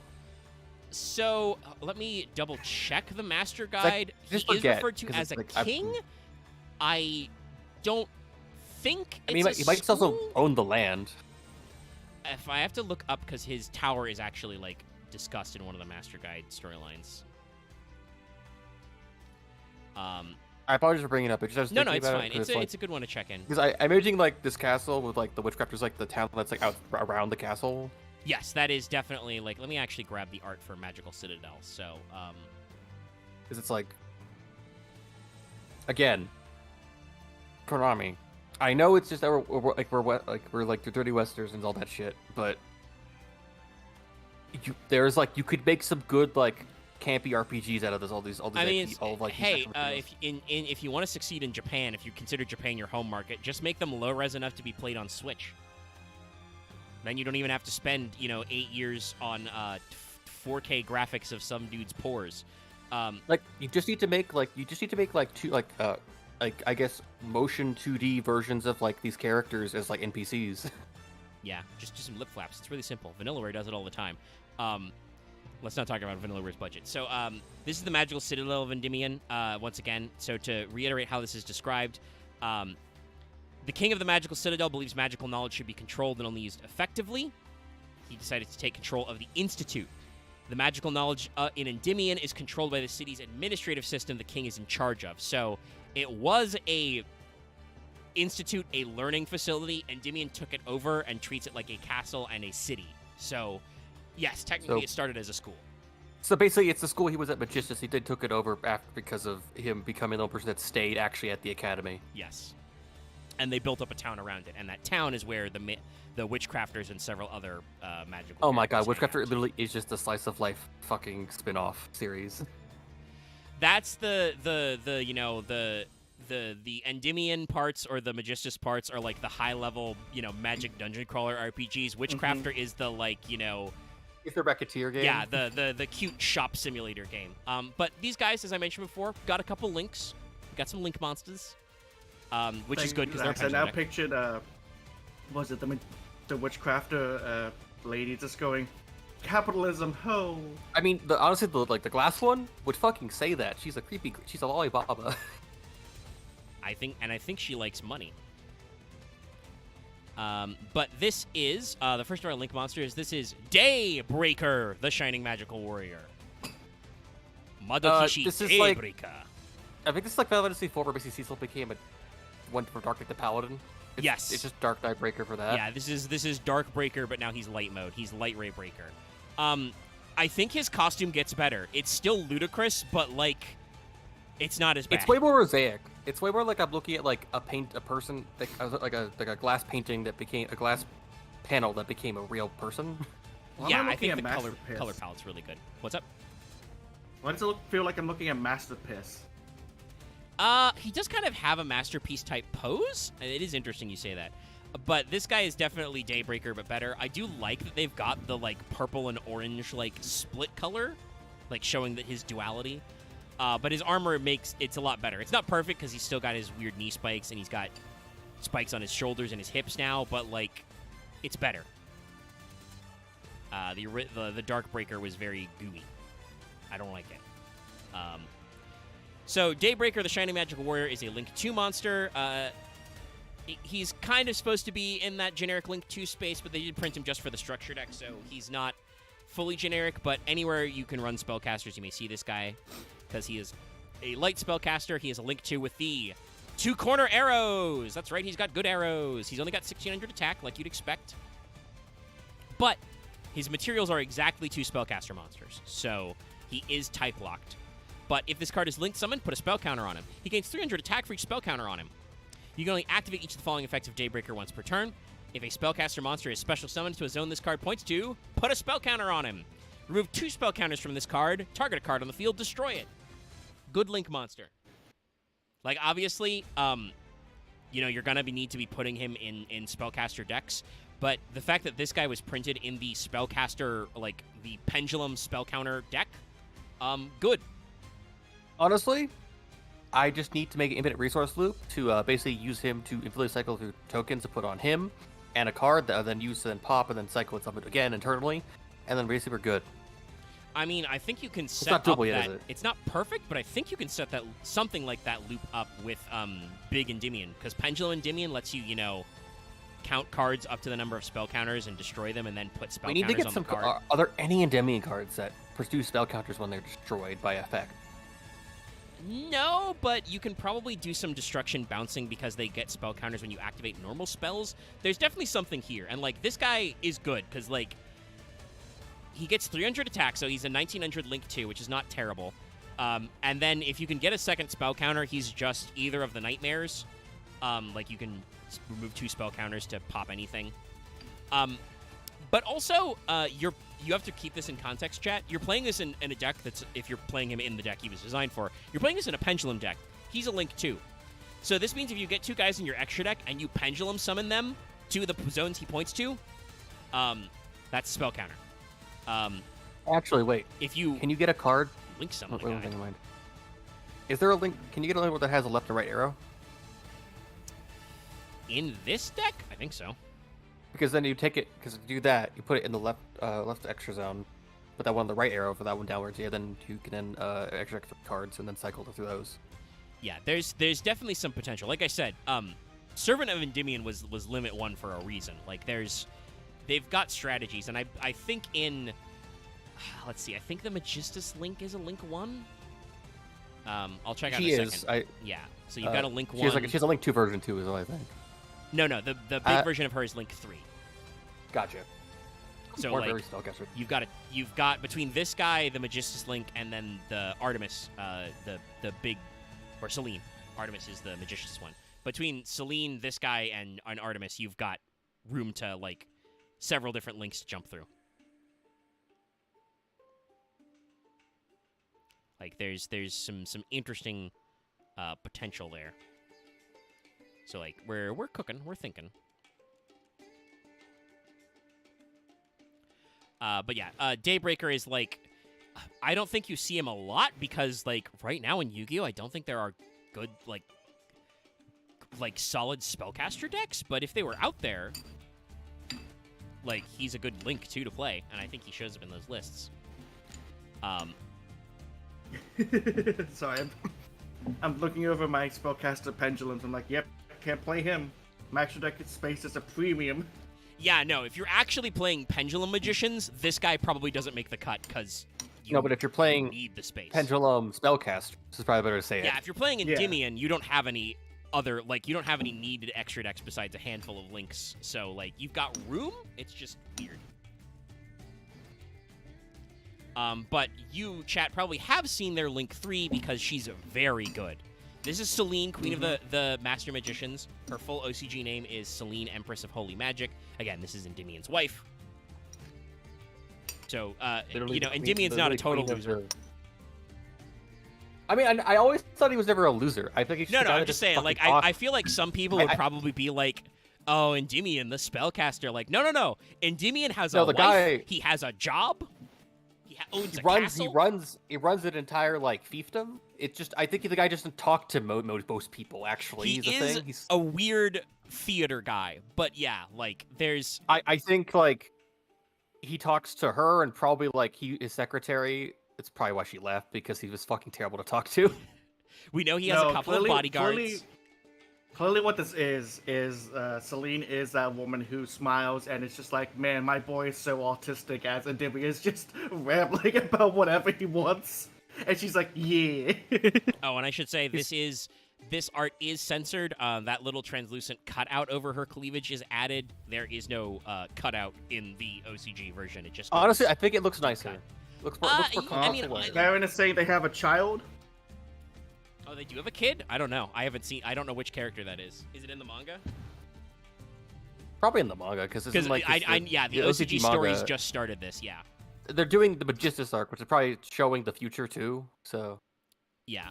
Which also, by the way, means that there's probably going to be more cards in this lore archetype, just like there was in Sky Striker. Some of them will be good.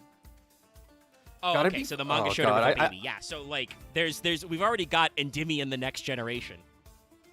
Honestly, I think it'd be really funny if like the witchcrafters have to fucking babysit the child and it just goes fucking horribly wrong for some fucking. Oh my god, the kid's godmother is what's her face Fair, who's lollibobbed herself, and it's just like. I still don't know why she did that, because like she looked perfectly fine. I don't know why she like did that unless it's like she horribly was traumatized. I actually think we may see that in the manga, because it's either gonna be like she was actually getting old, or like she's like, shit, man, I gotta lay low. I'm gonna turn myself into a kid. Or she was cursed to like, basically like a Drakengard, where someone's cursed to where they're basically forever a child. Yeah, she could also be cursed. We don't know. back to the thing earlier. It's gonna be hey, we'll pay off your entire loans if you look after our child for like a few months. Babysit him, please. And then just fucking pawns it off to her like her daughter or like her niece. I think is like the Yeah. who's the second But yeah, third so, wave of crafter girl. Actually, to talk about the card a little, Celine, very good-looking card, you know, has the design elements of her reflection of Endymion form, but I think this is, like, mask off and a little simpler. This is better, even though this is... She really like pure light cards that have, like, actual yellow orbs. Yeah, I think out of the cards that that are Endymion-specific, I think she's one of the few that actually have the light orbs. Because she is definitely the light one. So Celine is a light spellcaster Link 3. She's got all bottom arrows. She only has 1850 attack as a Link 3, which is a little low, but that's okay because of the things she's going to do. She's 2+ monsters, including a spellcaster monster. So, you know, if you can get any generic spellcaster Links out there or just any spellcaster good stuff, she's summonable. But like I said, you probably know what this chick does because she's got a real good effect. If this card is Link summoned, place spell counters on this card equal to the number of spells on the field and in the graveyards. This shit, I believe, has gone in Sky Striker before. You have to do some juggling to make that work because the actual strikers are machines and warriors. But like, I can't imagine that somebody hasn't stuck this into their Sky Striker extra deck. If nothing else, if you're never gonna use her, you can yeet her. But first of all, while an Endymion card's on the field, your opponent monster can't target this card for attacks.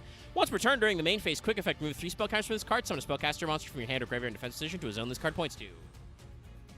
And yes, remember, she gets spell counters equal to the number of spells in your field and graveyards. So, almost always you are summoning her when you're making at least 3, so you can get a free special. This card's great. Just summon anything. Any spellcaster from your hand or graveyard, just don't fuck up your zones. No, this chick goes all over the place. So now we're going to look at spell cards, though, because sadly, after the Endymion structure deck, like I said, I'm sure we'll get more out of the... Like, it's focused on Magistus, but I'm sure we'll get some weird cross-compatible cards. Much like how you can technically play the Magistus Endymion in Endymion, because his name is Endymion. Like, this deck has not really gotten any extra shit in it. So we're going to look at some spell cards. I'm hoping this clears up some of our Mythical Beast stuff, and I think it will, because our first look is a card called Beast Magic Attack. It's just Beast Magic in the OCG, but I think Beast Magic Attack is better. It clearly shows Master Cerberus here summoning the Jackal, or possibly Jackal King, but I think it's some... Yeah, no, he's got the tail, so it's Jackal King, technically. But summoning Jackal with his weird Jackal staff. So that kind of explains how this works. This is a quick play spell card, though, that says remove spell counters from your field to activate one of these effects. 2 spell counters, summon a Mythical Beast from your Pendulum Monster, or return a Mythical Beast Pendulum Monster you control to your hand. 4, special summon a Mythical Beast, face-up Mythical Beast Pendulum Monster for your extra deck, put 2 spell counters on it. 6, special summon a face-up Pendulum Monster from your extra deck. So, like, honestly, this card, it's a quick play card. It uses spell counters. It uses them from your field. It is a quick play, so like I said, you can activate it on your opponent's turn. Honestly, there are a couple of good Mythical Beast Pendulum Monsters. And also, it can summon any Pendulum Monster from your extra deck that's face-up. If you got enough counters, this is probably a good card.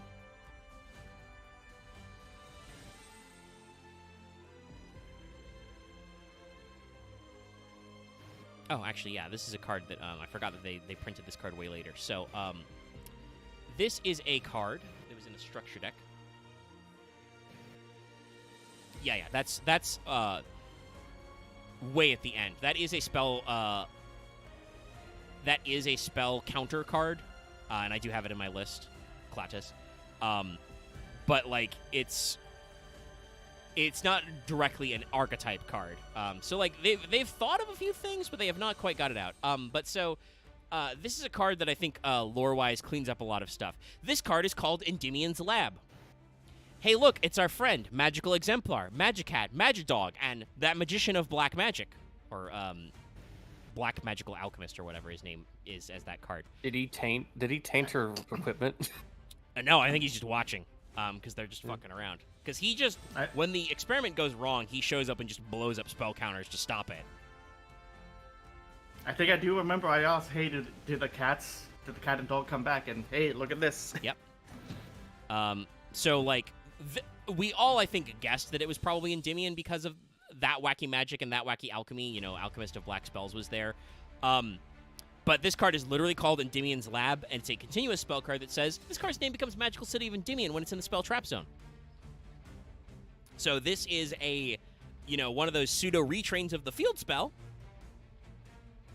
because I believe the original Endymion requires the field spell. But also it's, you know, called Endymion's Lab, and it has the lab from that wacky magic in it, so stuff's happening. Each time a spell card is activated, put a spell counter on this card. Once per turn after damage calculation, if your spellcaster monster is destroyed by battle, you can remove 6 spell counters from your field, especially summon a level 7 or higher spellcaster monster from your hand or deck. You can activate 1 Endymion's Lab per turn.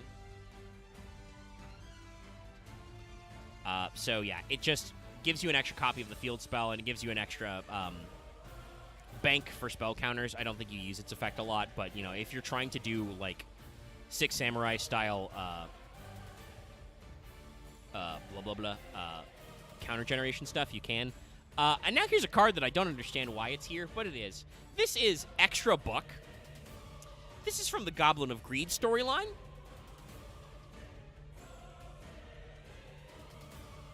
It shows the goblin counting up his money as he's selling, buying or selling shitty pots.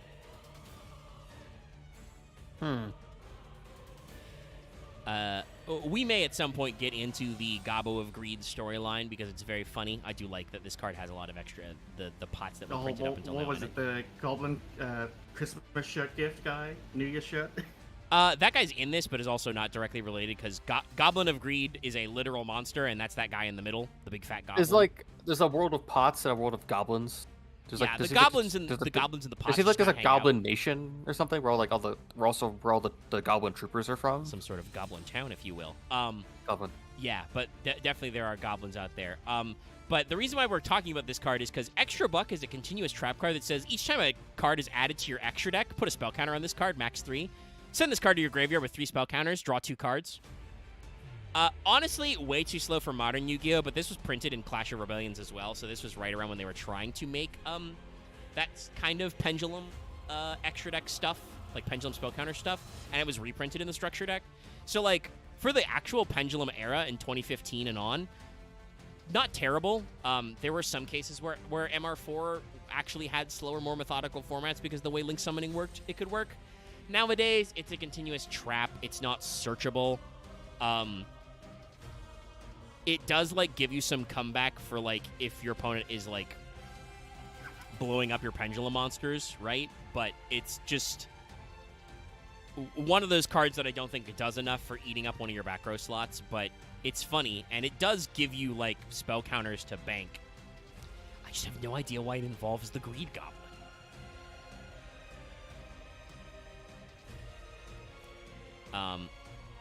Once again, proving to me that this archetype should have been some kind of fusion or ritual archetype. This is Mythical Bestiary.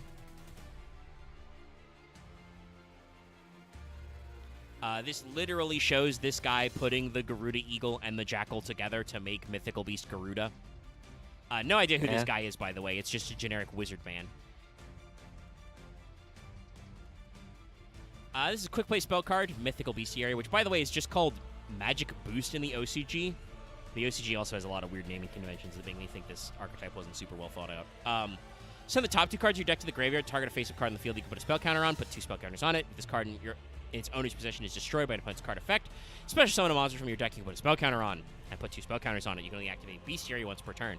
So as a generic card, good. This is a good card for spell counter decks. Like, you mill 2 and put 2 spell counters on a card, so actually get 3 because it's a spell card.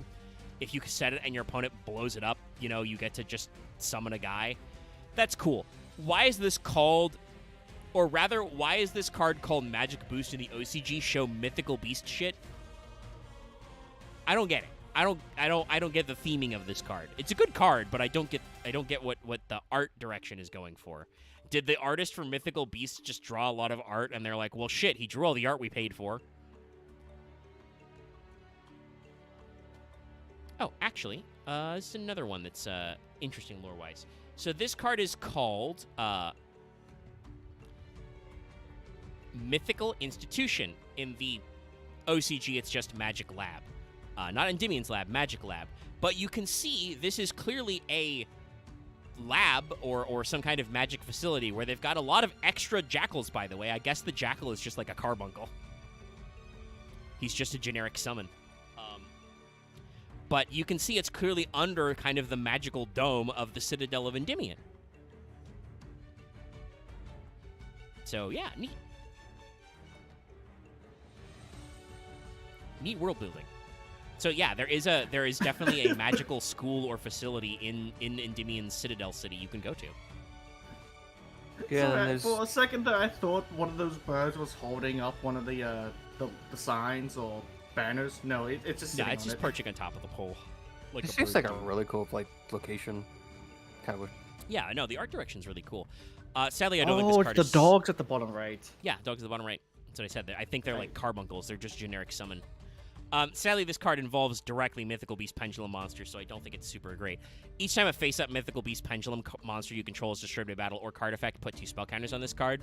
So if you're playing Mythical Beast Axe, there is a card that cycles spell counters when they're destroyed, but you gotta work with them. Once per turn, remove any number of spell counters. Add 1 monster from your deck or face-up extra deck with a level equal to the number removed that you can put a spell counter on. When this card on the field will be destroyed by an effect, remove a spell counter instead. So like, if like over half of the Mythical Beast Pendulum monsters weren't kind of meh, this would probably be a good card. I think, honestly, you probably cut this for space in the modern Endymion, but it's got the bones of a good card design. It just means that you probably have to play more Mythical Beasts than you're comfortable with. But a couple of the Mythical Beasts are good, so I could see this making the cut in some decks.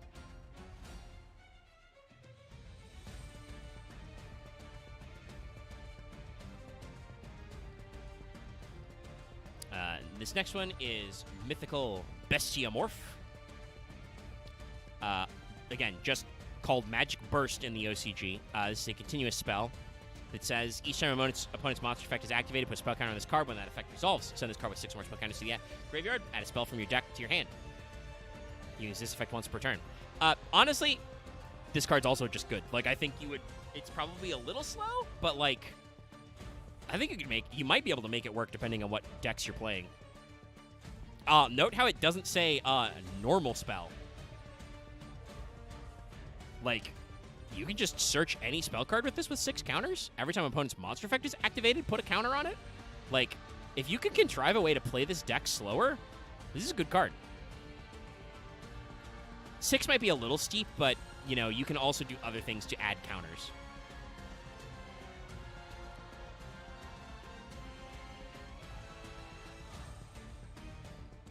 Let me double check exactly when this came out. Okay, Extreme Force. So this came out in the Mythical Beast wave a little before the Structure deck, but was reprinted in Structure deck. Here's a card that you're gonna find pretty weird. It's here, and technically we should save it for maybe another day. But God knows when we're gonna do the Guardian weapons.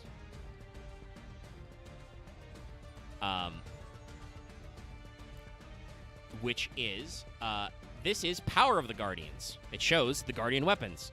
The big sword, the axe, the bow, the butterfly dagger, the twin swords, the rod.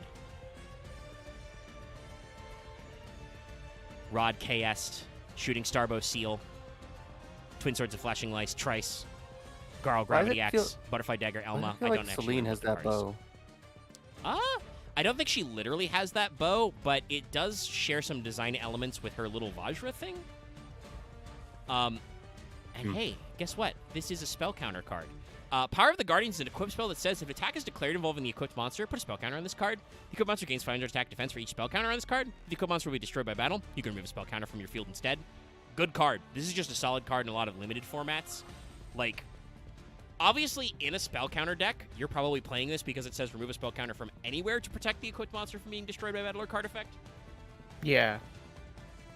But also, this card's really annoying on its own because it says when attack is declared, place a spell counter. So, like, not only does this do you get to put this when you attack, but also if your opponent tries to attack this card, it gets another spell counter and gains 500 attack and defense. This is really annoying. Like, this is a good little card for limited. And like I said, this was just in Extreme Force, you know. This is a solid little card for limited formats. And even, like, I think you would actually play this in the spell counter deck if you wanted, because it's just good attack modulation. And then our next spell card, I think our last in the spell card lineup, that's directly related to Endymion and stuff. Spell Power Mastery. It shows Endymion charging his laser, I guess. Yep. This is a normal spell that says, add an Endymion card from your deck to your hand, then count the number of Spell Power Mastery and Spell Power Grasps you control and or have in your graveyard. Remember, you still control this card while it is face up because it is activating its effect. Put that many spell counters among cards you control that you can put a spell counter on. You can only activate Mastery once per turn. Crazy card. Like, I think between Pendulum and Endymion, like, being a pretty big board nuke, and this card existing, like, you got a real-ass engine. Because this is a spell card that, at the very least, is going to add one spell counter, or 2 spell counters, because it's a spell card as well. Like, this is going to add at least 1 spell counter to every spell counter card you have. Or place amongst, so it's only 1. But you can put a spell counter anywhere. You're possibly putting 2 spell counters. If you're running Grasp, which just lets you put a spell counter on a card that can put a spell counter on, you can get up to 6 this way. Like, just solid-ass card. So, I mentioned before how, like, other than their links, they don't have any really good, extra deck monsters, but they do got a few. I will say, though, that this card is kind of a mystery. So, this was mentioned before, but this is, Telematek Klatis. Or, actually, it's Telematek, because it's Serematek in the OCG. So, Telematek Klatis. Don't ask me what that name means, other than Thalea is related to Aleister Crowley stuff. But this card has no trivia page on the wiki. Honestly, I like this vibe, though. It's going back to kind of the Magitech vibe that we've seen with some cards. This card looks like it could be vaguely related to Endymion, because, you know, it kind of got, like, the long white hair, but also we've got elf ears.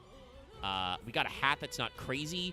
We actually have, like, both round and triangular spell counters. We got, like, a new grid square. Like, maybe this is Selene and Endymion's kid, you know, grown up. I don't know. We'll find out, I guess. But, like, for us, kind of like a future tech magician, pretty solid. This guy is a rank 8 spellcaster. 3,000 attack, 900 defense. Completely generic, 2 level 8s. If this face-up card will be destroyed, you can attach a material instead. Each time your opponent activates a card or effect, except spell cards and effects, put a spell counter on this card. When this resolves, maximum of 9. So this card actually has a cap on the number of spell counters you can get. You can remove 3 spell counters from this card, apply one of these effects. You can only use this effect if Klatis once per turn. Either add a spell or spellcaster monster from your deck to your hand. Spellcaster effect monster, sorry. Especially summon a spellcaster from your hand or deck. This card's crazy, and, like, once again, I think shows that we are in such a weird place where, like, level 8 spellcaster decks just don't exist. Like, they're just not a good deck right now, because this card has the potential to go crazy. This is a generic 2-mat rank 8 with 3k attack. It has protection, and it has the ability to hold spell counters, so that means cards like Grasp, Power Grasp, and Power Mastery can put counters on it. Can distribute counters. And you can remove 3 spell counters to add any spell card from your deck to your hand. Special summon any spellcaster from your deck. Obviously, that's asking for, like, an Ash, but, like, damn, that's crazy. And it's just the fact that I think all the good rank 8 decks are dragons. Yeah. Let me look at rank 8 monster cards. DDDs, who are fiends. I mean, they play fiends. Their actual guys are out there. You've got generics like Agion, like Alcei. You got Fire Kings. Fire Kings make 8s. Cool. That can't use spellcasters. Sargass is a machine, and also you can summon him over stuff. Gimmick Puppets are machines. They're 8s. I guess you got some magic-y stuff, like with like a Startu, but also weird stuff going on there.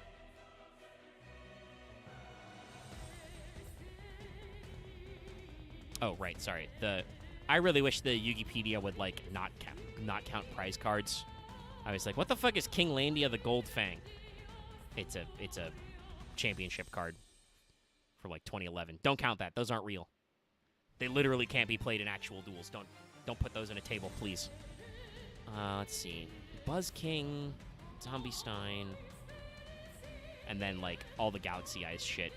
And Spriggan's Explorer, but that also like has unique summons. So yeah, like I think the biggest like rank 8 decks that don't cheat out rank 8s are dragons, like Galaxy and Galaxy adjacent dragon decks, arguably now Blue Eyes, or are Gimmick Puppet, or you get them out through like non-standard ways like Spriggans and stuff.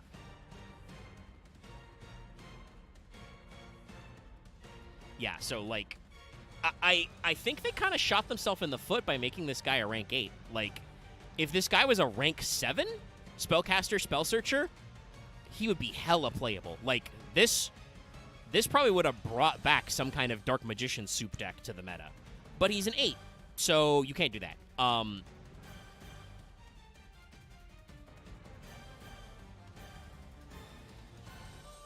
Like actual like I brought up, you know, the big guys, Endymion and Reflection are themselves 7s.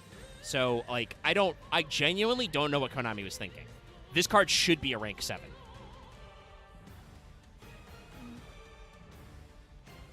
And if they're concerned about making him generic because he is a generic 8, they should have just locked him to spellcasters. But yeah, I don't know. I don't get it. I don't get why this is a rank 8. Because if this was a rank 7, I could have told you. I think Endymion Turbo could have been a deck in Dual Nexus format.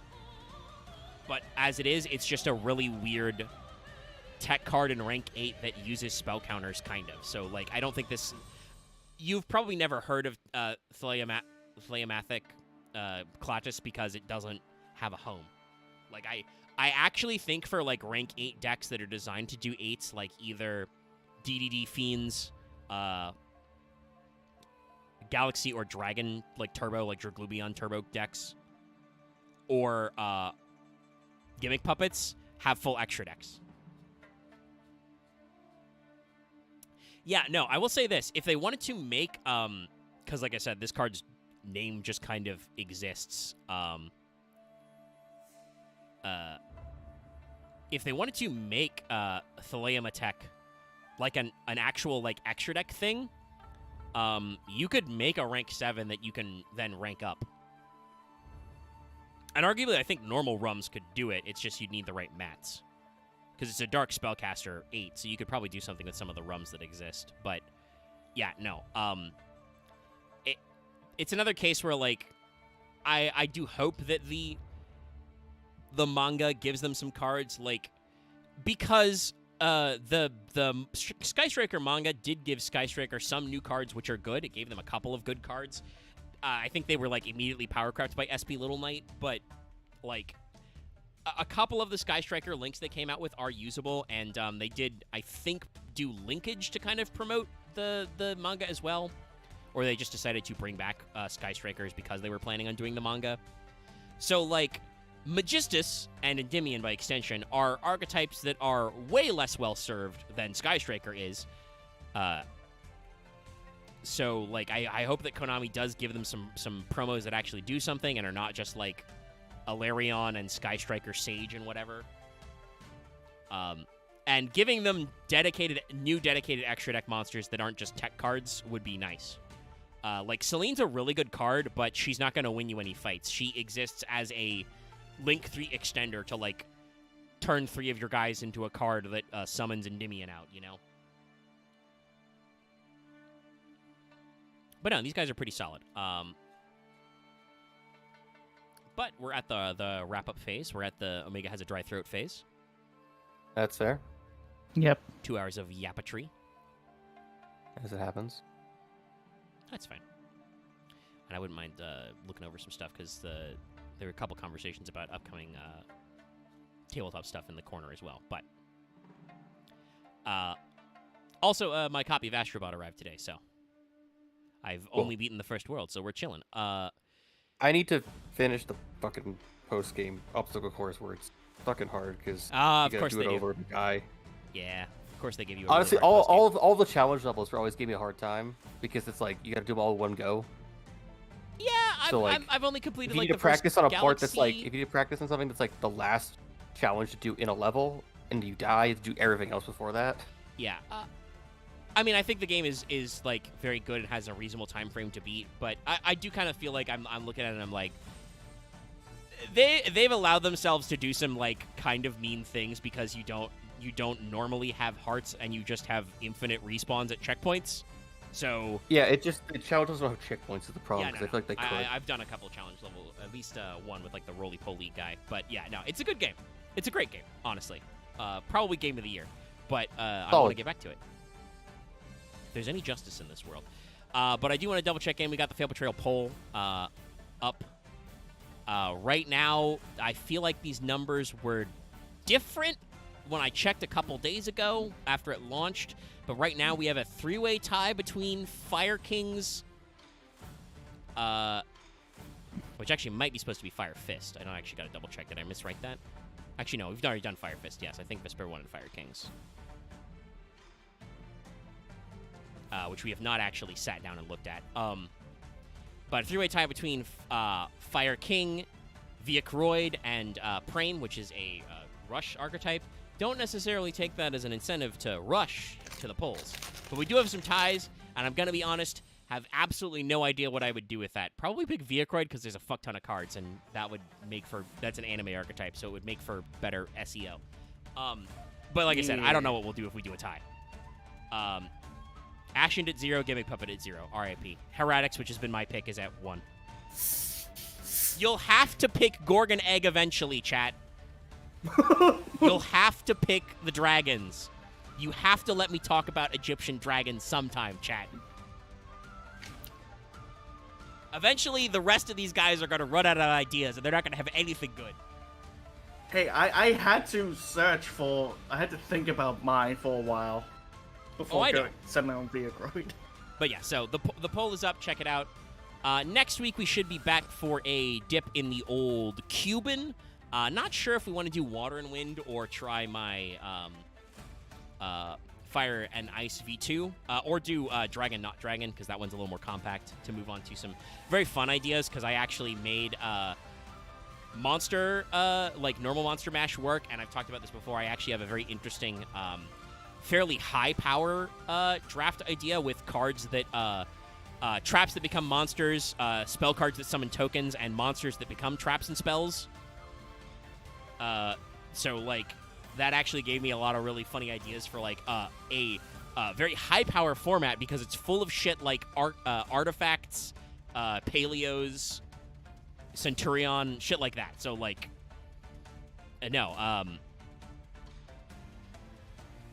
actually like that'll also be very interesting, but we gotta like work through some of my backlog of some of my more simple stuff.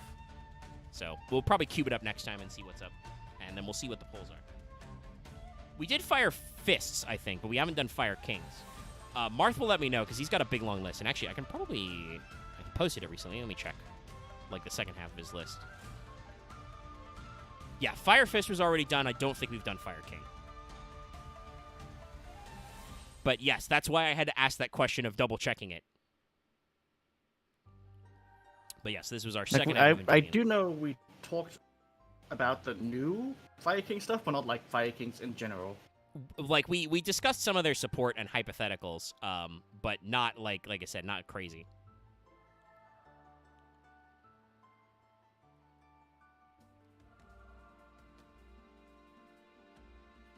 So anyway, it's would be good to talk about them Fire Kings, because I don't think we've done the full. Anyway, let me just double check if there's anything else to bring up. No, I don't think I got anything else to chat. I may not be here next week. Okay. What's Fire Kings doing? I think that's because I think next week is when I start my thing. Oh well, good for you. Oh no, I do see it. Fire King and Fire Fist are within this list. Well, I don't think. Doing Did we guns. talk about the I'll new press stuff? X. There it is.